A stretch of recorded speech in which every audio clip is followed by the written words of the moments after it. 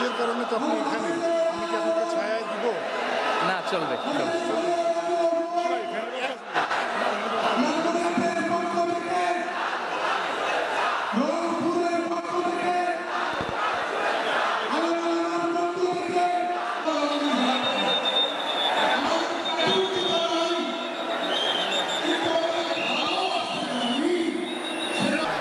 লাকাল হামদু বিল কুরআন। আমরা আল্লাহ রাব্বুল ইজ্জা ওয়াল জালালের দরবারে শুকরিয়া জ্ঞাপনের পাশাপাশি আজকের এই প্রোগ্রামের ইন্তেজামিয়া কমিটি, ইসলামিক সোসাইটি লালমনিরহাটকে অন্তরের অন্তঃস্থল থেকে ধন্যবাদ জানাতে চাই, শুভেচ্ছা জানাতে চাই, যারা দীর্ঘদিন টানা পরিশ্রম শেষে আজকে লালমনিরহাট জেলায়, যেটা আমার বেসিকলি রংপুর বিভাগের প্রোগ্রাম ছিল, এই ঐতিহাসিক প্রোগ্রামের আয়োজন তারা করেছে, আলহামদুলিল্লাহ। আজকের প্রোগ্রামে সম্মানিত সভাপতি, প্রধান অতিথি, বিশেষ অতিথি, মঞ্চে উপবিষ্ট আপনাদের অত্র এলাকার মা ও মাটির সন্তানেরা, নেতৃবৃন্দ, কমিউনিটি লিডার্স, লালমনিরহাট জেলার সম্মানিত ব্যবসায়ী ভাইয়েরা, চাকরিজীবী ভাইয়েরা, ছাত্র ভাইয়েরা, ভলান্টিয়ার্স ভাইয়েরা এবং লালমনিরহাট জেলা স্টেডিয়ামে অবস্থানরত আমার মা এবং বোনেরা, আমি আপনাদের সবাইকে অন্তরের অন্তঃস্থল থেকে শুভেচ্ছা জানাতে চাই, ধন্যবাদ জানাতে চাই যে আপনারা এত চমৎকার একটি প্রোগ্রামের আয়োজন করেছেন। প্রিয় ভাইয়েরা, আপনারা জানেন যে আমি প্রতি বিভাগে একবার করে সফর করছি, তো সেই সুবাদে রংপুর বিভাগের প্রোগ্রামটা আমি লালমনিরহাটে দিয়েছি এবং আমি আশ্বস্ত হয়েছিলাম যে লালমনিরহাটের প্রোগ্রাম খুবই গুছালো হবে, সুষ্ঠু হবে, শান্ত হবে। সেটার নমুনা আলামত আমি দেখতে পাচ্ছি, আলহামদুলিল্লাহ। সবাই খুবই সুশৃঙ্খল, লক্ষ লক্ষ তাওহীদি জনতা, পেছনে অনেকে জায়গা পায় নাই কিন্তু কোনো আওয়াজ নাই, সবাই দাঁড়িয়ে আছে। এলইডি স্ক্রিন আছে, আপনারা স্ক্রিনে দেখতে পাচ্ছেন, আলহামদুলিল্লাহ। আমি সবাইকে দেখতে পাচ্ছি, মাশাআল্লাহ মাশাআল্লাহ। শান্ত হয়ে আপনারা বসুন, অল্প কিছু সময় কথা বলার সুযোগ আমি পাবো। যেহেতু আমি হেলিকপ্টারে করে এসেছি, হেলিকপ্টারগুলোর আবার একটা পলিসি আছে, সানসেটের আগে, সূর্য ডোবার আগে তাদেরকে এয়ারপোর্টে আবার ল্যান্ড করতে হয়। তো এখানে 3:30টার মধ্যে আমাকে উঠে যেতে হবে। আমি যদি বারবার আপনাদেরকে থামাতে থাকি, শান্ত হতে বলি এবং এগুলোতেই যদি আমরা সময় নষ্ট করে ফেলি, তাহলে এই যে বিশাল মহাসমাবেশ, বিশাল আয়োজন, যেখানে 2-4টা আমি বার্তা দিতে চাই, এগুলো ব্যাহত হবে। লালমনিরহাটের ছেলেরা খুব ভদ্র, শান্তশিষ্ট। আসার পর থেকে আমাকে রিসিভ করা থেকে শুরু করে, স্টেজে আনা থেকে শুরু করে, এবং আলহামদুলিল্লাহ তরুণ জেনজি শ্রোতাদেরকে আমি দেখতে পাচ্ছি, তারা খুবই কোঅপারেটিভ, সহযোগিতা করার, কোঅপারেট করার, অ্যাসিস্ট করার মানসিকতা আমার ভাইদের আছে, আলহামদুলিল্লাহ আলহামদুলিল্লাহ। আমি চাইব আমরা একটু নীরব, নিস্তব্ধ পরিবেশ তৈরি করার একটু চেষ্টা করব। প্রচণ্ড রোদ, আপনাদের যেমন কষ্ট হচ্ছে আমারও কষ্ট হচ্ছে। ওনারা বলেছিল স্টেজকে সরাবে, উপরে পর্দা দিবে, আমি বললাম দরকার নাই, যেই পরিস্থিতিতে আছি আমরা বসি, শান্ত হইতে হবে। এখানে আমি শান্ত হইতে বলবো, ভলান্টিয়ার্সরা মাইক নিয়ে শান্ত হইতে বলবে, আমাদের সম্মানিত উপস্থাপক উনি শান্ত হইতে বলবে। এগুলোর অপেক্ষায় না থেকে নিজ দায়িত্বে আমরা সবাই শান্ত থাকি, যাতে লালমনিরহাটের এই প্রোগ্রাম একটা ইতিহাস হয়ে থাকে বাংলাদেশে, ঠিক কিনা বলেন? যখন আমি সময় দিব, শাউট করতে বলবো, নয়েজ করতে বলবো, তখন নয়েজ করতে হবে আওয়াজ করে। আর যখন কথা বলবো তখন একেবারে চুপ থাকতে হবে, একেবারে চুপ। মাশাআল্লাহ, হ্যাঁ ঠিক আছে, একেবারে চুপচাপ থাকতে হবে। ধুলা উড়ানো যাবে না, সামনে আগানো যাবে না। নিজের সুবিধা, নিরাপত্তা বুঝতে হবে। এটা কোনো রাজনৈতিক সমাবেশ না, এখানে লাফালাফি, চিৎকার চেঁচামেচি, হাত দেখানোর দরকার নাই। হাত দেখানোর পর্ব শেষ। এখানেও ঠান্ডা হয়ে গেছে, মাশাআল্লাহ, হ্যাঁ মাশাআল্লাহ। আমাদের ভলান্টিয়ার্স ভাইরা, আমাদের স্বেচ্ছাসেবক ভাইরা, আইন শৃঙ্খলা রক্ষাকারী ভাইরা অনেক চেষ্টা করতেছে, মাশাআল্লাহ, very good. I am very happy to C this scenario, মাশাআল্লাহ, আলহামদুলিল্লাহ। আমি একটু দেখতে চাই যে রংপুর বিভাগের কে কোন জেলা থেকে আপনারা এসছেন। কুড়িগ্রাম থেকে কারা এসছেন দেখি, কুড়িগ্রাম, মাশাআল্লাহ মাশাআল্লাহ। আচ্ছা, গাইবান্ধা জেলার কে আসছেন? গাইবান্ধা, মাশাআল্লাহ। ঠাকুরগাঁও অনেকে আসছেন। দিনাজপুর জেলা থেকে, মাশাআল্লাহ। নীলফামারী, ঠিক আছে, ফি আমানিল্লাহ। পঞ্চগড় অনেক আসছে। রংপুর,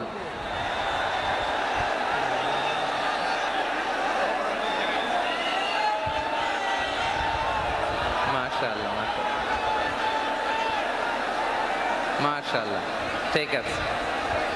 লালমনিরহাটের কারা দেখি? লালমনিরহাট,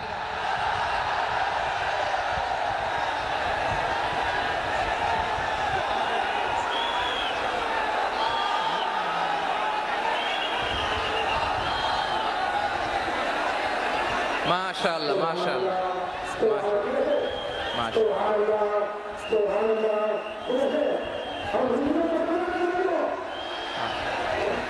ঠিক আছে। আচ্ছা, এই রংপুর বিভাগের বাইরে থেকে অন্য জেলার কারা কারা আসছেন দেখি? তাও আছে অনেকে, মাশাআল্লাহ, ঠিক আছে। আজকের প্রোগ্রামে উপস্থিত আছেন প্রধান অতিথি হিসেবে অধ্যক্ষ আসাদুল হাবিব দুলু ভাই, সাংগঠনিক সম্পাদক বিএনপি, জাতীয় নির্বাহী কমিটির সভাপতি, জেলা বিএনপি লালমনিরহাট। বিশেষ অতিথি হিসেবে আমাদের অনেক ভাইরা এসছেন, সবাইকে শুকরিয়া জানাই। সভাপতিত্ব করছেন জনাব আব্দুল হাকিম। আইন শৃঙ্খলা বাহিনী, প্রশাসন, ভলান্টিয়ার্স, শুনেছি আমি প্রায় 5,000 ভলান্টিয়ার্স আপনারা নিয়োগ দিয়েছেন। আলহামদুলিল্লাহ, অনেক গোছালো প্রোগ্রাম। আমার প্রাণ ঢালা ভালোবাসা জানবেন, আমার হৃদয়ের গহীন থেকে ভালোবাসা নেবেন, শুভেচ্ছা জানবেন সবাই। ঠিক আছে। প্রিয় ভাইরা, আমরা কাল বিলম্ব না করে মূল আলোচনায় চলে যেতে চাই। আজকে যে টপিকের উপর আমি কথা বলবো, টপিকটা হচ্ছে peaceful coexistence and communal harmony, শান্তিপূর্ণ সহাবস্থান এবং সাম্প্রদায়িক সম্প্রীতি।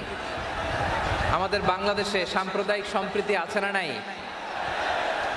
আবহমান কাল থেকে আমরা মুসলিম, হিন্দু, বৌদ্ধ, খ্রিস্টান, পাহাড়ি, নৃগোষ্ঠী মিলেমিশে একাকার, আমরা সবাই মিলে বাংলাদেশ।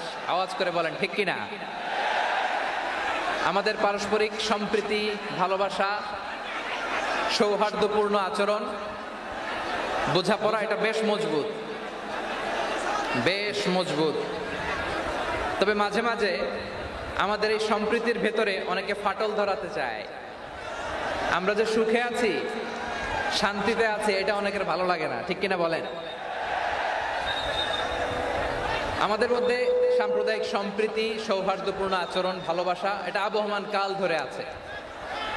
তার প্রমাণ, আমরা তাফসিরুল মাহফিলের আয়োজন করলে আমাদের হিন্দু ভাইরা ডিস্টার্ব করে না, ঠিক কিনা? এবং আমি যদি বলি হাত তোলেন, হিন্দু ধর্মের কারা কারা এসেছেন, কত শত কত হাজার যে হাত উঠবে, আপনি অবাক হয়ে যাবেন। আমি চাচ্ছি না হাত উঠাতে। খুলনাতে সর্বশেষ যে আমি প্রোগ্রাম করে গেলাম, সেখানে কয়েকশো হিন্দু ভাই আসছে আমাদের আলোচনা শুনতে। আলহামদুলিল্লাহ, অনেক বৌদ্ধরা আসে, অনেক খ্রিস্টানরা আসে। এবার সফরেও অনেক হিন্দু ভাইরা আমার সাথে দেখা করেছে। তারা বলেছে, হুজুর আমরা আপনার আলোচনা শুনি। আলহামদুলিল্লাহ বলেন। So it's our responsibility to present our religion to our non-Muslim brothers and sisters. আমাদের অমুসলিম ভাই বোনদের কাছে ইসলামের সৌন্দর্য তুলে ধরা, এটা আমাদের দায়িত্ব। We all are the ambassador of Islam. আমরা প্রত্যেকে দায়িত্বশীল, আমরা প্রত্যেকে এক একজন ইসলামের অ্যাম্বাসেডর। আলহামদুলিল্লাহ বলেন। এজন্য এমন ভাবে দ্য বিউটি অফ ইসলাম, ইসলামের সৌন্দর্য আমাদেরকে ফুটিয়ে তুলতে হবে, যাতে করে নন মুসলিমরা শাহাদা পড়ে, কালিমা পড়ে মুসলমান হয়ে যায়। অনেক নন মুসলিম ভাই বোন আমাদের হাতে শাহাদা পড়ে, কালিমা পড়ে মুসলমান হয়েছে, অনেক। সো আমরা যেন ইসলামের বিউটিটাকে তুলে ধরতে পারি, এবং এই যে সম্প্রীতি, এটাকে যেন আমরা অটুট রাখতে পারি। আদতে বাংলাদেশের ইতিহাস বলে আমাদের দেশে কোনো দাঙ্গা নাই, আছে? লালমনিরহাটের ভাইরা আওয়াজ করে বলেন, আমাদের দেশে হিন্দু মুসলিম দাঙ্গা আছে? আমরা ভাই ভাই, আওয়াজ করে বলুন তো, আমরা কি ভাই ভাই? কিন্তু কিছু দুষ্ট লোক আছে, তারা আমাদের সম্পর্কের মধ্যে ফাটল ধরাতে চায়, ঠিক কিনা বলেন? মাঝে মাঝে ঝগড়া লাগাতে চায়, দেখবেন পত্রপত্রিকায় দেখা যায় বিভিন্ন ধর্মীয় উপাসনালয়গুলোতে হামলা চালানো হয়, এগুলো রাজনৈতিক উদ্দেশ্য প্রণোদিত, এগুলোর সাথে ইসলামের কোনো সম্পর্ক নাই। এই জন্য এই দুর্বৃত্তদের ব্যাপারে আমাদের সাবধান থাকতে হবে। আমরা সবসময় যেমনি ঐক্যবদ্ধ, ইউনাইটেড, আমরা যদি এরকম ইউনাইটেড থাকি, এই সমস্ত দুর্বৃত্তদের কালো হাত ভেঙে দিতে আমাদের 1 ঘন্টাও লাগবে না। চিল্লায় বলো ঠিক কি না? আমরা সংঘবদ্ধ থাকবো। এই যে আমাদের পিসফুল কোএক্সিস্টেন্স, শান্তিপূর্ণ সহাবস্থান। হিন্দুরা পূজা করে, যেদিন হিন্দুদের পূজা অনুষ্ঠান আমরা ওই দিন তাফসির মাহফিল করি না, ঠিক কিনা বলেন? যেদিন আমাদের তাফসিরুল কোরআনের প্রোগ্রাম, ওই দিন আমাদের হিন্দু ভাইরা ডিস্টার্ব করে না। সুবহানাল্লাহ। হিন্দুদের পূজা অনুষ্ঠানে মাদ্রাসার ছাত্র যে পাহারা দেয়, গোটা বিশ্বে এরকম দৃষ্টান্ত নজির বিরল, ঠিক কিনা বলেন? আইন শৃঙ্খলা বাহিনীর পাশাপাশি মাদ্রাসার ছাত্ররা যে সেখানে পাহারা দেয়, গোটা পৃথিবীতে এই দৃষ্টান্ত আপনি পাবেন। মাদ্রাসার ছাত্ররা, তারা তো কোরআনের ধারক, তারা হাদিসের ধারক, তারা কেন মন্দির পাহারা দিবে? এই সম্প্রীতিকে ধরে রাখার জন্য, এই সৌহার্দ্যকে ধরে রাখার জন্য, আমাদের পারস্পরিক ভালোবাসাকে অটুট রাখার জন্য। আওয়াজ করে বলতে হবে ঠিক কিনা? এখন বলেন, আমাদের এই ভালোবাসা অটুট থাক, আমরা চাই কি চাই না? আমরা হিন্দু মুসলিম মিলেমিশে শান্তিপূর্ণ সহাবস্থান, সাম্প্রদায়িক সম্প্রীতি, লালমনিরহাটের ভাইয়ের আওয়াজ করে বলুন, এই সাম্প্রদায়িক সম্প্রীতি আমরা চাই কি চাই না? আল্লাহ এই দেশকে তুমি বরকতময় করো, বাংলাদেশকে তুমি শান্তিময় করো। আওয়াজ করে সবাই বলেন আমিন। এই জায়গাটাতে সামান্য একটু আওয়াজ হচ্ছিল, এটাও থেমে গেছে। আলহামদুলিল্লাহ, আলহামদুলিল্লাহ। এখন একেবারে everything is in my control. মাশাআল্লাহ। ঠিক আছে, আমি মূল আলোচনায় যাই। প্রিয় ভাইরা, আমি বলেছিলাম আমার আলোচনার বিষয় হচ্ছে শান্তিপূর্ণ সহাবস্থান, সাম্প্রদায়িক সম্প্রীতি। আমরা দেখব ইসলাম আমাদেরকে কি কি দিক নির্দেশনা দেয়। শান্ত হইতে হবে, খরগোশের কানের মতো কান দুটো আমার দিকে করে রাখেন। আমি এখনো উঠে যাব, হাত নাড়ায় লাভ নাই, আমি উঠে যাব। তাকায় থাকো আর কান খাড়া, আওয়াজ হবে না। হ্যাঁ, মাশাআল্লাহ, মাশাআল্লাহ, ঠিক আছে। আমরা দেখব যে রাসূল সাল্লাল্লাহু আলাইহি ওয়াসাল্লাম এই পিসফুল কোএক্সিস্টেন্সের জন্য আমাদের কি শিখিয়েছেন, কি কি গাইডলাইন দিয়েছেন। আমরা 1, 2, 3, 4 করে এগুলো আপনাদের সাথে শেয়ার করব। আমি আপনাদের খেদমতে সূরাতুল আনআমের 108 নম্বর আয়াত তেলাওয়াত করেছি। এখানে আল্লাহ রাব্বুল ইজ্জা ওয়াল জালাল তিনি ইরশাদ করছেন, ওয়ালা তাসুব্বুল্লাযীনা ইয়াদউনা মিন দুনিল্লাহি ফায়াসুব্বুল্লাহা আদওয়াম বিগাইরি ইলম কাযালিকা যায়্যান্না লিকুল্লি উম্মাতিন আমালাহুম সুম্মা ইলা রাব্বিহিম মারজিউহুম ফায়ুনাব্বিউহুম বিমা কানু ইয়ামালুন। রব্বুল আলামিন বলেন, গোলাম, ও আমার ইমানদার বান্দারা শোনো শোনো, ও আমার বিশ্বাসী বান্দারা শোনো শোনো, লা তাসুব্বুল্লাযীনা ইয়াদউনা মিন দুনিল্লাহ ফায়াসুব্বুল্লাহা আদওয়াম বিগাইরি ইলম। ও আমার বিশ্বাসী বান্দারা, যারা আল্লাহকে ব্যতি রেখে, আল্লাহকে বাদ দিয়ে অন্য উপাস্যকে ডাকে, দেবীর পূজা করে, দেবতাদের পূজা করে, তোমরা খবরদার তাদের গালি দিও না। আওয়াজ করে বলেন, কি দিও না?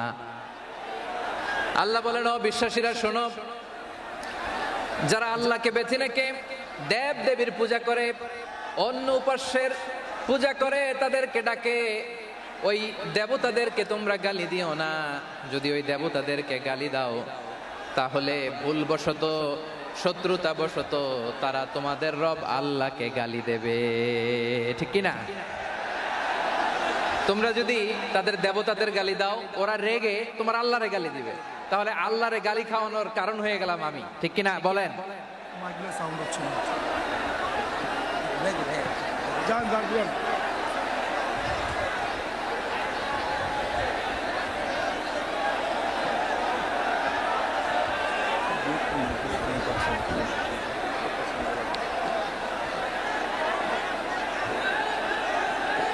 সম্মানিত ভাইয়েরা, এত বিশাল প্রোগ্রাম, মাইকের একটা সেটআপ থাকে, তারগুলো অনেক সময় নড়ে যায়, ধাক্কা ধাক্কিতে ডিসপ্লেস হয়, একটু ঝামেলা হবে।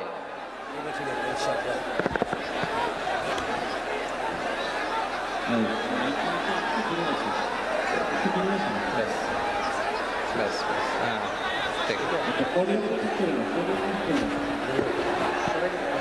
ঠিক আছে। একটু একটু সমস্যা হবে মাঝে মাঝে, আপনারা শান্ত থাকলে, শান্ত থাকতে হবে। এইভাবে সাউন্ড নাই, এই নাই, এই বলতে বলতে আমার সময়ও নাই, উঠে যেতে হবে। এগুলো বোকামি। এই বিভাগীয় প্রোগ্রামগুলোতে যাই, চিৎকার চেঁচামেচি করে তোমরা আসো, সময় শেষ, আমাকে উঠে যেতে হয়। আমরা তো বঞ্চিত হলাম। গুরুত্বপূর্ণ অনেক কথা শোনাবো তোমাদের, অনেক। প্রিয় ভাইরা, আপনারা শান্ত হয়ে বসুন, শান্ত হয়ে। রব্বুল আলামিন বলেন, খবরদার বিশ্বাসীরা, আল্লাহ ছাড়া যারা অন্যান্য উপাস্যদেরকে ডাকে, দেবতাদেরকে ডাকে, তাদেরকে তোমরা গালি দিও না। ওই সমস্ত দেবতাদেরকে যদি তোমরা গালি দাও, তাহলে তারা আল্লাহকে গালি দিবে, ঠিক কিনা বলেন? আমরা দেবতাদের গালি দিলে ওরা আল্লাহকে গালি দিবে। রব্বুল আলামিন বলেন, খবরদার দেবতাদেরকে গালি দিও না, তাহলে ওরা তোমার রব আল্লাহরে গালি দেবে। প্রতিটি জাতির জন্য তাদের কাজকে আমি আল্লাহ সুশোভিত করে রেখেছি, তারা সবাই একদিন আমার কাছেই ফিরে আসবে। এরপর আমি রব্বুল আলামিন তাদের আমলনামা তাদেরকে জানিয়ে দেব। সুবহানাল্লাহ পড়ে। প্রিয় ভাইরা, আল্লাহ তাআলা বলেছেন, খবরদার গালি দিও না। আদেশটা কার? আওয়াজ করে বলেন তো। হিন্দুদের দেবতা দেবদেবীদেরকে গালি দেওয়া যাবে না। আওয়াজ করে বলুন প্রিয় ভাইরা, এই আদেশটা কার? এই আপনাদের গলার আওয়াজ। অন্য ধর্মের দেবতাদেরকে যে গালি দেওয়া যাবে না, এই আদেশটা কার? আরো জোরে বলুন, কার? গালি দিবেন কোন দেবতাকে? দিবেন? যদি দেন, তাহলে ওরা আল্লাহরে গালি দিবে। তাহলে আল্লাহরে গালি খাওয়াইলো কে? আপনি, ঠিক কিনা বলেন? আমি আল্লাহকে গালি খাওয়ানোর কারণ হলাম, কারণ আমি যদি গালি না দিতাম, ওরা আমার রবকে গালি দিত না। আওয়াজ করে বলেন ঠিক কিনা? তাহলে প্রিয় ভাইয়েরা, ইসলাম আমাদেরকে শিখায়, সূরাতুল আনআমের 108 নম্বর আয়াত থেকে আমরা বুঝলাম, কোন ধর্মকে ছোট করা যাবে না। অন্য ধর্মকে ছোট করা মানে ইসলামকে ছোট করা। অন্য ধর্মের দেবতাকে গালি দেওয়া মানে আল্লাহকে গালি খাওয়ানো। আওয়াজ করে বলেন ঠিক কিনা? খবরদার, এটা করা যাবে না। আর অন্য ধর্মের দেবতাকে যদি আপনি গালি দেন, ওরা ইসলাম থেকে দূরে সরে যাবে। যাও ইসলামের প্রতি আকৃষ্ট হয়েছিল, আর কোনোদিন ইসলামের ধারে কাছে আসবে না। আওয়াজ করে বলেন ঠিক কিনা? এজন্য কখনো কোনোদিন অন্য ধর্মের দেবতাদেরকে গালি দেওয়া যাবে না। অন্য ধর্মের কোনো দেবতাদেরকে আমরা গালি দিব না, গালি দিব না। বরং ইসলামের beauty, the beauty of Islam, ইসলামের সৌন্দর্যকে আমরা তুলে ধরবো। আমরা যদি বিশ্বনবী সাল্লাল্লাহু আলাইহি ওয়াসাল্লামের জীবনের দিকে তাকাই, তাহলে আমি দেখব বিষ্ণু ইসলাম মক্কাতে কিংবা মদিনাতে অন্য ধর্মের লোকদের সাথে খুব পিসফুলি লাইফ লিড করেছেন। হোক মুশরিক, হোক খ্রিস্টান, হোক ইহুদি, বিশ্বনবী সবার সাথে মিলেমিশে ছিলেন। আলহামদুলিল্লাহ বলেন। ইসলাম হচ্ছে পিসফুল রিলিজিয়ান। অন্য ধর্মের প্রতি সহনশীলতার সবক ইসলাম আমাদেরকে দেয়। কিন্তু প্রতিটি মুসলিমের এটা মনে রাখতে হবে, আল্লাহর কাছে পছন্দনীয় গ্রহণযোগ্য ধর্ম, জীবনাদর্শ একটি, সেটা হচ্ছে ইসলাম। আওয়াজ করে বলেন সেটা কি? লালমনিরহাটের ভাইয়েরা আওয়াজ করে বলুন, আল্লাহর কাছে মনোনীত ধর্ম একটি, সেটা কি? এজন্য রব্বুল আলামিন বলেন, ইন্নাদ-দীনা ইনদাল্লাহিল ইসলাম, আল্লাহর কাছে মনোনীত গ্রহণযোগ্য অ্যাকসেপ্টেড ধর্ম মতাদর্শ একটা, সেটা হলো ইসলাম। ইসলাম ছাড়া অন্য কোনো ধর্ম যদি কেউ তালাশ করে, তার ওই ধর্ম আল্লাহ গ্রহণ করবে না। ومن يبتغي غير الإسلام دينا فلن يقبل منه وهو في الآخرة من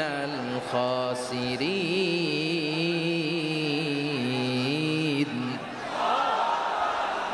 Whoever seeks anything except Islam, that won't be accepted from him, and he will be loser in the day of judgment. কিয়ামতের দিন ইসলাম ছাড়া কেউ যদি অন্য কোনো ধর্ম তালাশ করেছে দুনিয়াতে, তার এই মতাদর্শ গ্রহণ করা হবে না, and he will be loser.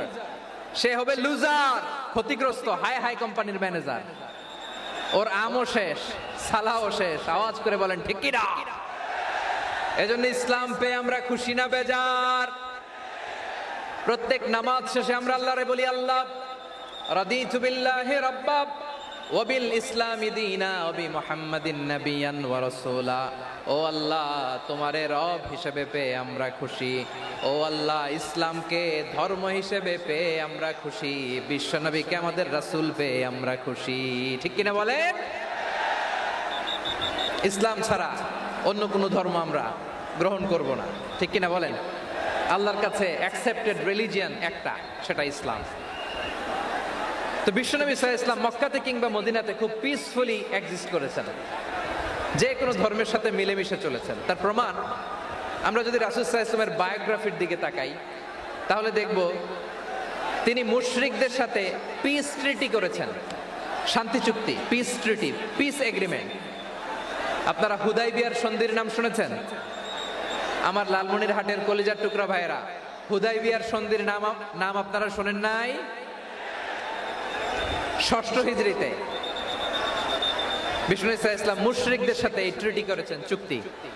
কাদের সাথে? মুশরিকদের সাথে।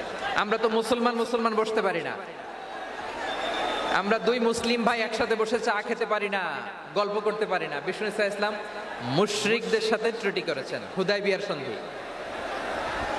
এই সন্ধির আগে মক্কা থেকে কেউ মদিনায় যেতে পারে না, মদিনা থেকে কেউ মক্কায় যেতে পারে না। কিন্তু এই সন্ধির পরে ট্রাফিক স্বাভাবিক হয়ে গেল। মক্কার লোকেরা মদিনায় আসতে পারে, মদিনার লোকেরা মক্কায় আসতে পারে। এটাকে বলে সুলহে হুদাইবিয়া, the peace agreement of Hudaibiya, শান্তি চুক্তি। আমরা পৃথিবীতে এখন অনেক শান্তি চুক্তির নাম শুনি, এগুলো সব the piece treaty of Hudaibiya থেকে কপি করা। আল্লাহু আকবার। তাহলে বিশ্বনবী সাল্লাল্লাহু আলাইহি সাল্লাম তিনি যে শান্তিপূর্ণ সহাবস্থানে বিশ্বাসী ছিলেন, মুসলমানেরা যে অন্য ধর্মের প্রতি সহনশীল, তার প্রমাণ হচ্ছে এই পিস ট্রিটি। শুধু তাই নয়, মাইকের সাউন্ডটা একটু বাড়াই দিতে হবে, খুব দুর্বল, একটু মজবুত করতে হবে, আর একটু ক্লিন করতে হবে, আর সবগুলা জায়গায় সাউন্ড যাচ্ছে কিনা একটু ক্রস চেক করতে হবে। হ্যাঁ, পাবেন দিচ্ছে mic operator, he is trying his level best, দিচ্ছে। মাইক অপারেটর যিনি আছেন, প্রতিটি জায়গায় প্রতিটি সাউন্ড বক্সে যেন আওয়াজ পাওয়া যায়, একটু ক্রস চেক করেন, সাউন্ডটাকে একটু স্ট্রং করে দেন। হ্যাঁ, ঠিক আছে, মাশাআল্লাহ। এদিকে তাকান, এদিকে। মক্কার পার্ট গেল, পিস এগ্রিমেন্ট করলেন, শান্তি চুক্তি। বিষ্ণু ইসলাম মদিনায় যে কি করলেন? মদিনায় যে বিষ্ণু ইসলাম মদিনা চার্টার করলেন, মদিনা সনদ, সাহিফাতুল মদিনা, এটার বলে মদিনা চার্টার। যে ওয়েস্টে, ইউরোপে, আমেরিকাতে তারা অনেক চার্টার করে, এই সব চার্টার মদিনা চার্টার থেকে কপি করা। আওয়াজ করে পড়েন সুবহানাল্লাহ। বিষ্ণু ইসলাম মদিনায় গেলেন, মদিনাতে মুসলিম, মুশরিক, ইহুদি, এই তিন ধর্মের লোক মিলে সব স্টেক হোল্ডার যারা আছে সবাইকে নিয়ে বিষ্ণু ইসলাম মদিনা চার্টার করলেন, মদিনা সনদ, পড়েন সুবহানাল্লাহ। মক্কাতে বিশ্বনবী পিস এগ্রিমেন্ট করলেন, শান্তি চুক্তি মুশরিকদের সাথে। মদিনাতে যে বিশ্বনবী মদিনা চার্টার করলেন, মদিনা সনদ করলেন ইহুদিদের সাথে। আবার মদিনাতে বিশ্বনবী ইহুদিদের সাথে পিস ডায়ালগ করলেন, ইন্টারফেথ ডায়ালগ করলেন, আন্তধর্মীয় সংলাপ করলেন। যে সংলাপের মূল ভিত্তি ছিল তাওহীদ। মূল ভিত্তি ছিল কি? তাওহীদ।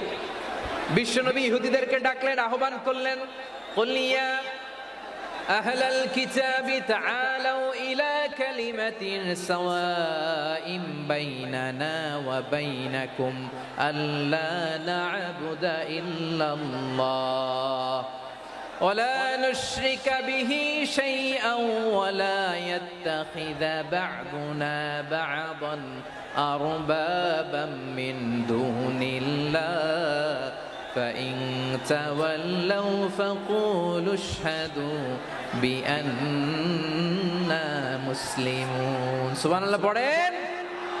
বিশ্বনবী মদিনার ইহুদিদের ডেকে বললেন, ও ইহুদিরা, শোনো শোনো, আসো এমন একটা আদর্শের প্রশ্নে আমরা একত্রিত হই, যে আদর্শের প্রচার তোমাদের নবীরাও করেছে, আমিও করি, যে আদর্শের কথা তোমাদের পবিত্র ধর্মগ্রন্থগুলোতে আছে, আমার কোরআনেও আছে। সেটা হলো তাওহীদ। আমরা এক আল্লাহ ছাড়া কারো ইবাদত করব না। আল্লাহর সাথে কাউরে শরীক করব না, আল্লাহ ছাড়া কাউরে রব মানব না। পড়েন সুবহানাল্লাহ। তাহলে আমার প্রিয় লালমনিরহাটের ভাইরা, মদিনাতে যেয়ে তিনি মদিনা চার্টার করলেন, মদিনা সনদ, পিস ডায়ালগ করলেন, শান্তির সংলাপ, ইন্টারফেথ ডায়ালগ করলেন, আন্তধর্মীয় সংলাপ যার ভিত্তি ছিল তাওহীদ। সুবহানাল্লাহ পড়েন। তাহলে অন্য ধর্মের প্রতি সব সময় ইসলাম সহনশীল, টলারেন্স যদি আপনি দেখতে চান ইসলামের নবী বিশ্ব নবীর দিকে তাকান, ঠিক কিনা বলেন? আমরা তো সংখ্যালঘুদের রাইটস প্রোটেক্ট করার জন্য কত আইন বানাই, কত বৈঠক করি, কত সংবাদ সম্মেলন করি। বিষ্ণু সাল্লাল্লাহু আলাইহি ওয়াসাল্লাম সংখ্যালঘুদের রাইটসের ব্যাপারে, অধিকারের ব্যাপারে যে কথা বলেছেন, শুনলে আপনি অবাক হয়ে যাবেন। বিশ্বনবী বলেন, আলা মান যালামা মুআহাদান আও ইনতাকাসাহু আও কাল্লাফাহু ফাওকা তাআতিহি আও কাল্লাফাহু ফাওকা তাকাতিহি আও আখাযা মিনহু শাইআন বিগাইরি তিবি নাফসিন ওয়া আনা হাজিজুহু ইয়াউমাল কিয়ামা। খবরদার, জেনে রাখো, কেউ যদি কোনো সংখ্যালঘুর উপরে অত্যাচার করে, কোনো সংখ্যালঘুর প্রাপ্য থেকে যদি কেউ কাউকে ঠকায়, সংখ্যালঘুর উপর যদি কেউ কষ্ট দেয়, কোন সংখ্যালঘুর সম্পদ যদি কেউ জোর করে কেড়ে নেয়, আমি কিয়ামতের দিন বিশ্বনবী ওই সংখ্যালঘুর পক্ষে আর ওই মুসলমানদের বিপক্ষে বাদী হয়ে দাঁড়াবো। সুবহানাল্লাহ বলতে পারলেন না? আল্লাহু আকবার। আপনি নামাজি, আপনি মুসল্লি, আপনি হাজী সাহেব, তাহাজ্জুদ পড়তে পড়তে কপালে দাগ ফেলে দিছেন, আপনার প্রতিবেশী হিন্দু, ভাবছেন আমার তো পাওয়ার আছে, ওর জমিটা দখল করি।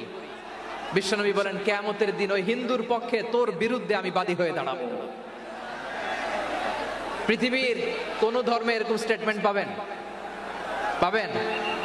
আপনি ভাবছেন আপনি নামাজ পড়লে হাজী সাহেব কপালে দাগ ফেলায় দিলে আপনি সেলসেলায় জান্নাতে চলে যাবেন না? খবরদার। বিশ্বনবী বলেন, কোন সংখ্যালঘুর উপর যদি কেউ আক্রমণ করে, তার প্রাপ্য তাকে না দিয়ে যদি তাকে ঠকায়, তার উপর জুলুম করে, তার সম্পদ যদি কেড়ে নেয়, আমি নবী, তুমি মুসলিম হইতে পারো, মুসল্লি হইতে পারো, তার পক্ষে তোমার বিপক্ষে আল্লাহর দরবারে বাদী হয়ে দাঁড়াবো। আচ্ছা লালমনিরহাটের ভাইরা, কথা বুঝতে পারলে আওয়াজ করে উত্তর দেন। বিশ্বনবী যদি কারো বিপক্ষে দাঁড়ায় কিয়ামতের দিন, আই রিপিট, আমি আবারও বলছি, বিশ্বনবী যদি কিয়ামতের দিন কারো বিপক্ষে দাঁড়ায়, ও তো সেলসেলায়া জান্নাতি, তাই না? জান্নাতি না? যে নবীর সুপারিশ ছাড়া জান্নাতের গেটও দেখা যাবে না, ওই নবী যদি বলে তোর বিপক্ষে আমি বাদী হয়ে দাঁড়াবো, ওই জান্নাতে আর ঢোকার কোনো সুযোগ আমাদের থাকবে? এখানেই শেষ না আমার প্রিয় লালমনিরহাটের ভাইয়েরা, এখানেই শেষ নয়। বিশ্বনবী বলেন, মান কাতালা মুআহাদান, বুখারীর বর্ণনা, মান কাতালা মুআহাদান লাম ইয়ারাহ রাইহাতাল জান্নাহ। কেউ যদি, কোন মুসলিম যদি অন্যায়ভাবে কোনো সংখ্যালঘুকে হত্যা করে, কোনো হিন্দুকে হত্যা করে, কোনো বৌদ্ধরে হত্যা করে, অন্যায়ভাবে কোনো মুসলিম যদি কোনো সংখ্যালঘুরে হত্যা করে, জান্নাতে যাওয়া তো দূরের কথা, ওই মুসলিম জান্নাতের ঘ্রাণও পাবে না। সহিহ বুখারীর বর্ণনা, মান কাতালা মুআহাদান লাম ইয়ারাহ রাইহাতাল জান্নাহ ওয়া ইন্না রিহাহা লা ইউজাদু মিন মাসিরাতি 40 আমা। যে জান্নাতের ঘ্রাণ 40 বছর দূরের রাস্তা থেকেই পাওয়া যায়। সুবহানাল্লাহ পড়েন। প্রিয় ভাইরা, এখান থেকে জান্নাতে পৌঁছতে লাগবে 40 বছর। এত দূর, কত বছর? সবাই বলেন কত বছর? এখান থেকে জান্নাতে পৌঁছতে লাগবে 40 বছর। এত দূরে থাকতেই জান্নাতের ঘ্রাণ আপনার নাকে এসে ধাক্কা মারবে। বিশ্বনবী বলেন, যে ব্যক্তি কোন সংখ্যালঘুকে হত্যা করে, জান্নাতের ঘ্রাণ তো পাবেই, জান্নাতে তো ঢুকতে পারবেই না, জান্নাতের ঘ্রাণও তার নাকে লাগবে না। পড়েন না আউযুবিল্লাহ। তাহলে সংখ্যালঘুদের ব্যাপারে ইসলামে অধিকার দেয়া আছে না নাই? লালমনিরহাটের ভাইয়ের আওয়াজ করে বলেন, আমার সংখ্যালঘু হিন্দু ভাইদের রাইটস, অধিকার আমাদের ইসলামে প্রোটেক্টেড আছে না নাই? এখানেই শেষ না। বিষ্ণু ইসলাম আপনার অমুসলিম প্রতিবেশীর সাথে ভালো আচরণ করতে বলেছে। আমাদের হয় না, এটা মুসলিম পাড়া, ওটা বৌদ্ধ পাড়া, হয় না? অনেক সময় হয় না, এটা আমাদের মুসলিম পাড়া, ওইটা হিন্দু পাড়া, এরকম আছে না নাই? লালমনিরহাটে নাই না? আছে? হিন্দু যদি আপনার প্রতিবেশী হয় কি করবেন? ওরে কষ্ট দিবেন নাকি? কেন, ও তো হিন্দু, ও তো আমার আল্লাহরে ডাকে না, ওরে কষ্ট দিলে জায়েজ হবে না? খবরদার। বিষ্ণু ঈসা ইসলাম বলেন, মান কানা ইউমিনু বিল্লাহ ওয়াল ইয়াউমিল আখির ফালিউকরিম জারাহ, যে আল্লাহ বিশ্বাস করে আর আখিরাতে বিশ্বাস করে সে যেন প্রতিবেশীর সাথে ভালো আচরণ করে। সুবহানাল্লাহ। কলিজা জুড়ায় যায় না আমার নবীর কথাগুলো শুনলে? যে আল্লাহ বিশ্বাস করে, যে আখিরাতে বিশ্বাস করে সে যেন প্রতিবেশীর সাথে ভালো আচরণ করে। এখানে বলছে মুসলিম প্রতিবেশী বলছে, নামাজি প্রতিবেশী বলছে, আল্লাহওয়ালা প্রতিবেশী বলছে না। প্রতিবেশী আস্তিক হোক নাস্তিক হোক, প্রতিবেশী মুমিন হোক মুশরিক হোক, প্রতিবেশী হইলেই তার সাথে ভালো আচরণের দরকার আছে না নাই? আমার প্রিয় লালমনিরহাটের ভাইয়েরা, বিষ্ণু ঈসা ইসলাম ওনার ইহুদি প্রতিবেশীদের দেখাশোনা করতেন। আওয়াজ না শোনা যাক, আমারও তো দেখা যায়, আমারও তো দেখা যায়। তাকায় থাকেন, তাকায় থাকলে সওয়াব হবে। কোরআনের কথা যেখান থেকে হয় এদিকে তাকায় থাকলেই বরকত। তাকায় থাকেন। জি জি, মাইক, আমি তো আর মাইক ঠিক করতে আসি না এদিকে, এই মাইক ঠিক করব ওই মাইক ঠিক করব, ওদিকে পাইলট বলবে হুজুর চলে আসেন। জি বসুন বসুন, মাশাআল্লাহ। হ্যাঁ খুব শান্ত, ঠিক আছে। পুলিশ ভাইরা না খেয়ে দিনরাত আপনারা যাতে সুশৃঙ্খল একটা প্রোগ্রাম উপহার পান এটাই চেষ্টা করতেছে, আপনাদেরকে কষ্ট দিতে আসে নাই, একটু একটু সহযোগিতা করেন। জি মাশাআল্লাহ, হ্যাঁ ঠিক আছে। আমার প্রিয় ভাইরা, প্রতিবেশী আস্তিক হোক নাস্তিক হোক,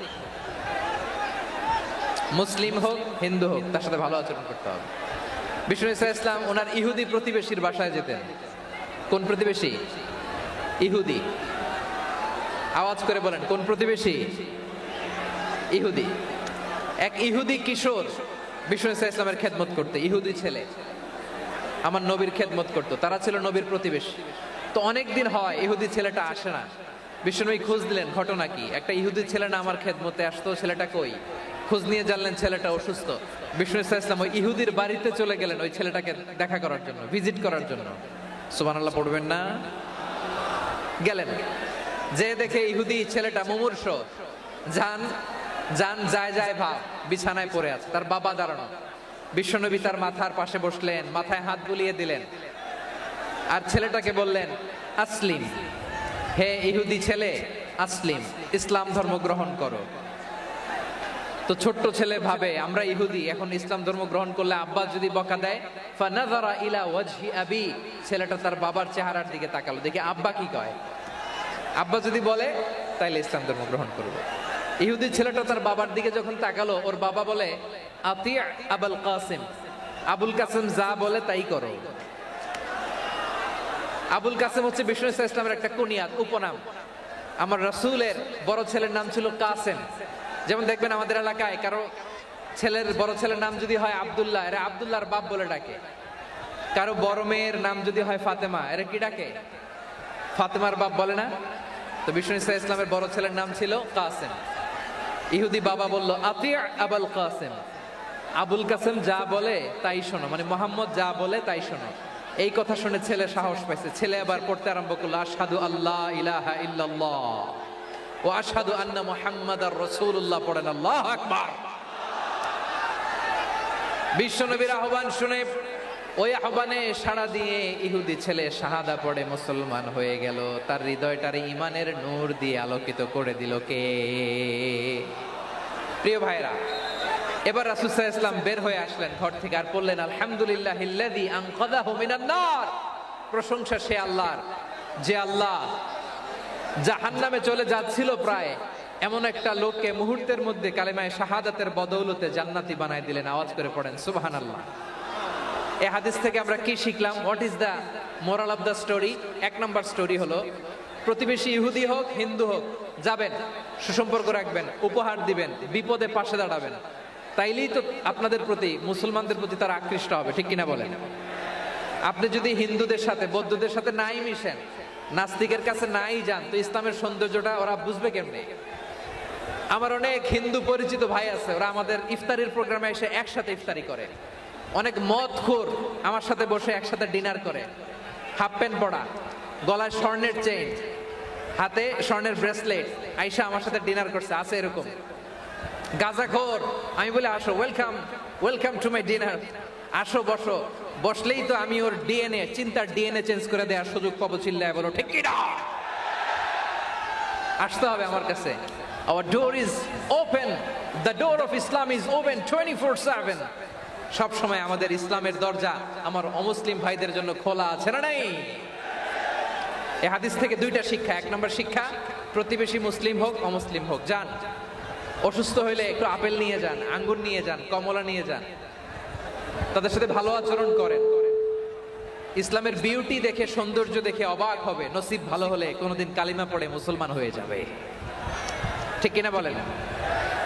তাহলে অমুসলিমের সাথে ভালো সম্পর্ক। বিশ্বনবী ইহুদির বাড়িতে গেলেন, ইহুদির বাড়ি, আর আমার মুসলমান ভাই আমার কাফের বলে, এরকম আছে না নাই? মুসলিম মুসলিমরা দেখতে পারে না, সহ্য করতে পারে। বিশ্বনবী সাল্লাল্লাহু আলাইহি ওয়াসাল্লাম ইহুদির বাড়িতে গেলেন, এটা একটা শিক্ষা। আরেকটা শিক্ষা হলো, ভাইরা ধাক্কা মারে এসে সামনে এসে কি লাভ? প্রোগ্রাম তো শেষ হচ্ছে, এখনই শেষ হচ্ছে। তো এই যে আমাদের বকশি ভাই ওয়াদা নিল, হাত তোলালো, মিম বলে এত কথা বললো, তো আমি জেলায় জেলায় যে খালি হাত নাড়াই তোমাদের জন্য নাকি? হ্যাঁ, হাত নাড়াই শুধু। এই ধাক্কাইতে ধাক্কাইতে এদিকে এসে হাত নাড়াইতেছে, হয়েছে তো, দেখলাম তো, ঠিক আছে, মাশাআল্লাহ, অনেক সুশৃঙ্খল, অন্যান্য যে কোনো জেলার জন্য সুশৃঙ্খল। আমার দিকে তাকাও, আমার দিকে তাকাও, ঠিক আছে। এই যে দাঁড়িয়ে আছে, একটা ছেলে নড়ে না, দেখছেন? মাশাআল্লাহ মাশাআল্লাহ মাশাআল্লাহ। হ্যাঁ, এইভাবেই। আর কয়েকটা মজাদার কথা আছে, শোনো। এই হাদিস থেকে আমাদের শিক্ষা হলো, আমার প্রতিবেশী যেই ধর্মের হোক আমি সম্পর্ক রাখবো। অসুস্থ হলে যাব, কি বলেন ভাইরা? যাবেন না? যাবেন না আপনারা? আচ্ছা, 2 নম্বর শিক্ষা হলো, বিষ্ণু ইসলামের খাদেম ছিল ইহুদি, এতদিন খেদমত করলো, একদিনও বিশ্বনবী ওরা কালিমার দাওয়াত দেয় নাই। কারণ কি? বিশ্বনবী একটা ভালো সময়ের অপেক্ষা করতেছিলেন, প্রপার টাইমিং। দাঈর কাজ হচ্ছে দাঈ ইলাল্লাহ, সে হচ্ছে সুযোগ সন্ধানী। দাঈ সুযোগ খোঁজে, কখন দাওয়া দিলে ব্যাটে বলে হবে, ঝুপ বুঝে কোপ মারে, ঠিক কিনা বলেন? বিষ্ণু ইসলাম ভালো সময়ের অপেক্ষা করতেছিলেন, দেখি ভালো সময় আসুক আসুক আসুক আসুক। আস্তে আস্তে এমন সময় আসছে, ছেলে এবার মুমূর্ষ। অসুস্থ ব্যক্তির হৃদয় অত্যন্ত নরম থাকে। হসপিটালে যখন কেউ যায় তার হৃদয়টা বড্ড নরম থাকে, মৃত্যুর ভয়ে তার অন্তরটা নরম থাকে, ঠিক কিনা বলেন? এই প্রপার টাইমিং এর অপেক্ষা করতেছিলেন। যখনই টাইমিং পেয়েছেন, দাওয়াত দিলেন, পড়ো লা ইলাহা ইল্লাল্লাহ, সুবহানাল্লাহ পড়েন সবাই। তাহলে ইসলাম অমুসলিম প্রতিবেশীর সাথে ভালো আচরণ করতে বলে। ইসলাম অমুসলিম মাতা পিতার সাথেও ভালো আচরণ করতে বলে। মাতা পিতা যদি অমুসলিম হয়, তারা ফেলে দিতে পারবেন? পারবেন? পারবেন? আমার লালমনিরহাটের ভাইয়েরা, অনেক হিন্দু ছেলে আমাদের হাতে শাহাদা পড়ে মুসলিম হয়, কিন্তু ওর মা মুসলমান হয় নাই, বাবাও হয় নাই, এরকম আছে না নাই? তো ও হয়েছে মুসলিম, মা বাপ হিন্দু, এখন মা বাপ কি বাদ? হ্যাঁ, মা বাপ বাদ দেয়া যাবে? যেই মা আপনার 9 মাস 8 মাস পেটে ধারণ করলো, আপনার মায়ের নার ছেঁড়া ধন, আপনি ওই মারে বাদ দিতে পারবেন? যে মায়ের বুকের তাজা দুধ খেয়ে আপনি আজকে বাড়ন্ত তাজা তরতাজা, ওই মারে বাদ দেয়া যাবে?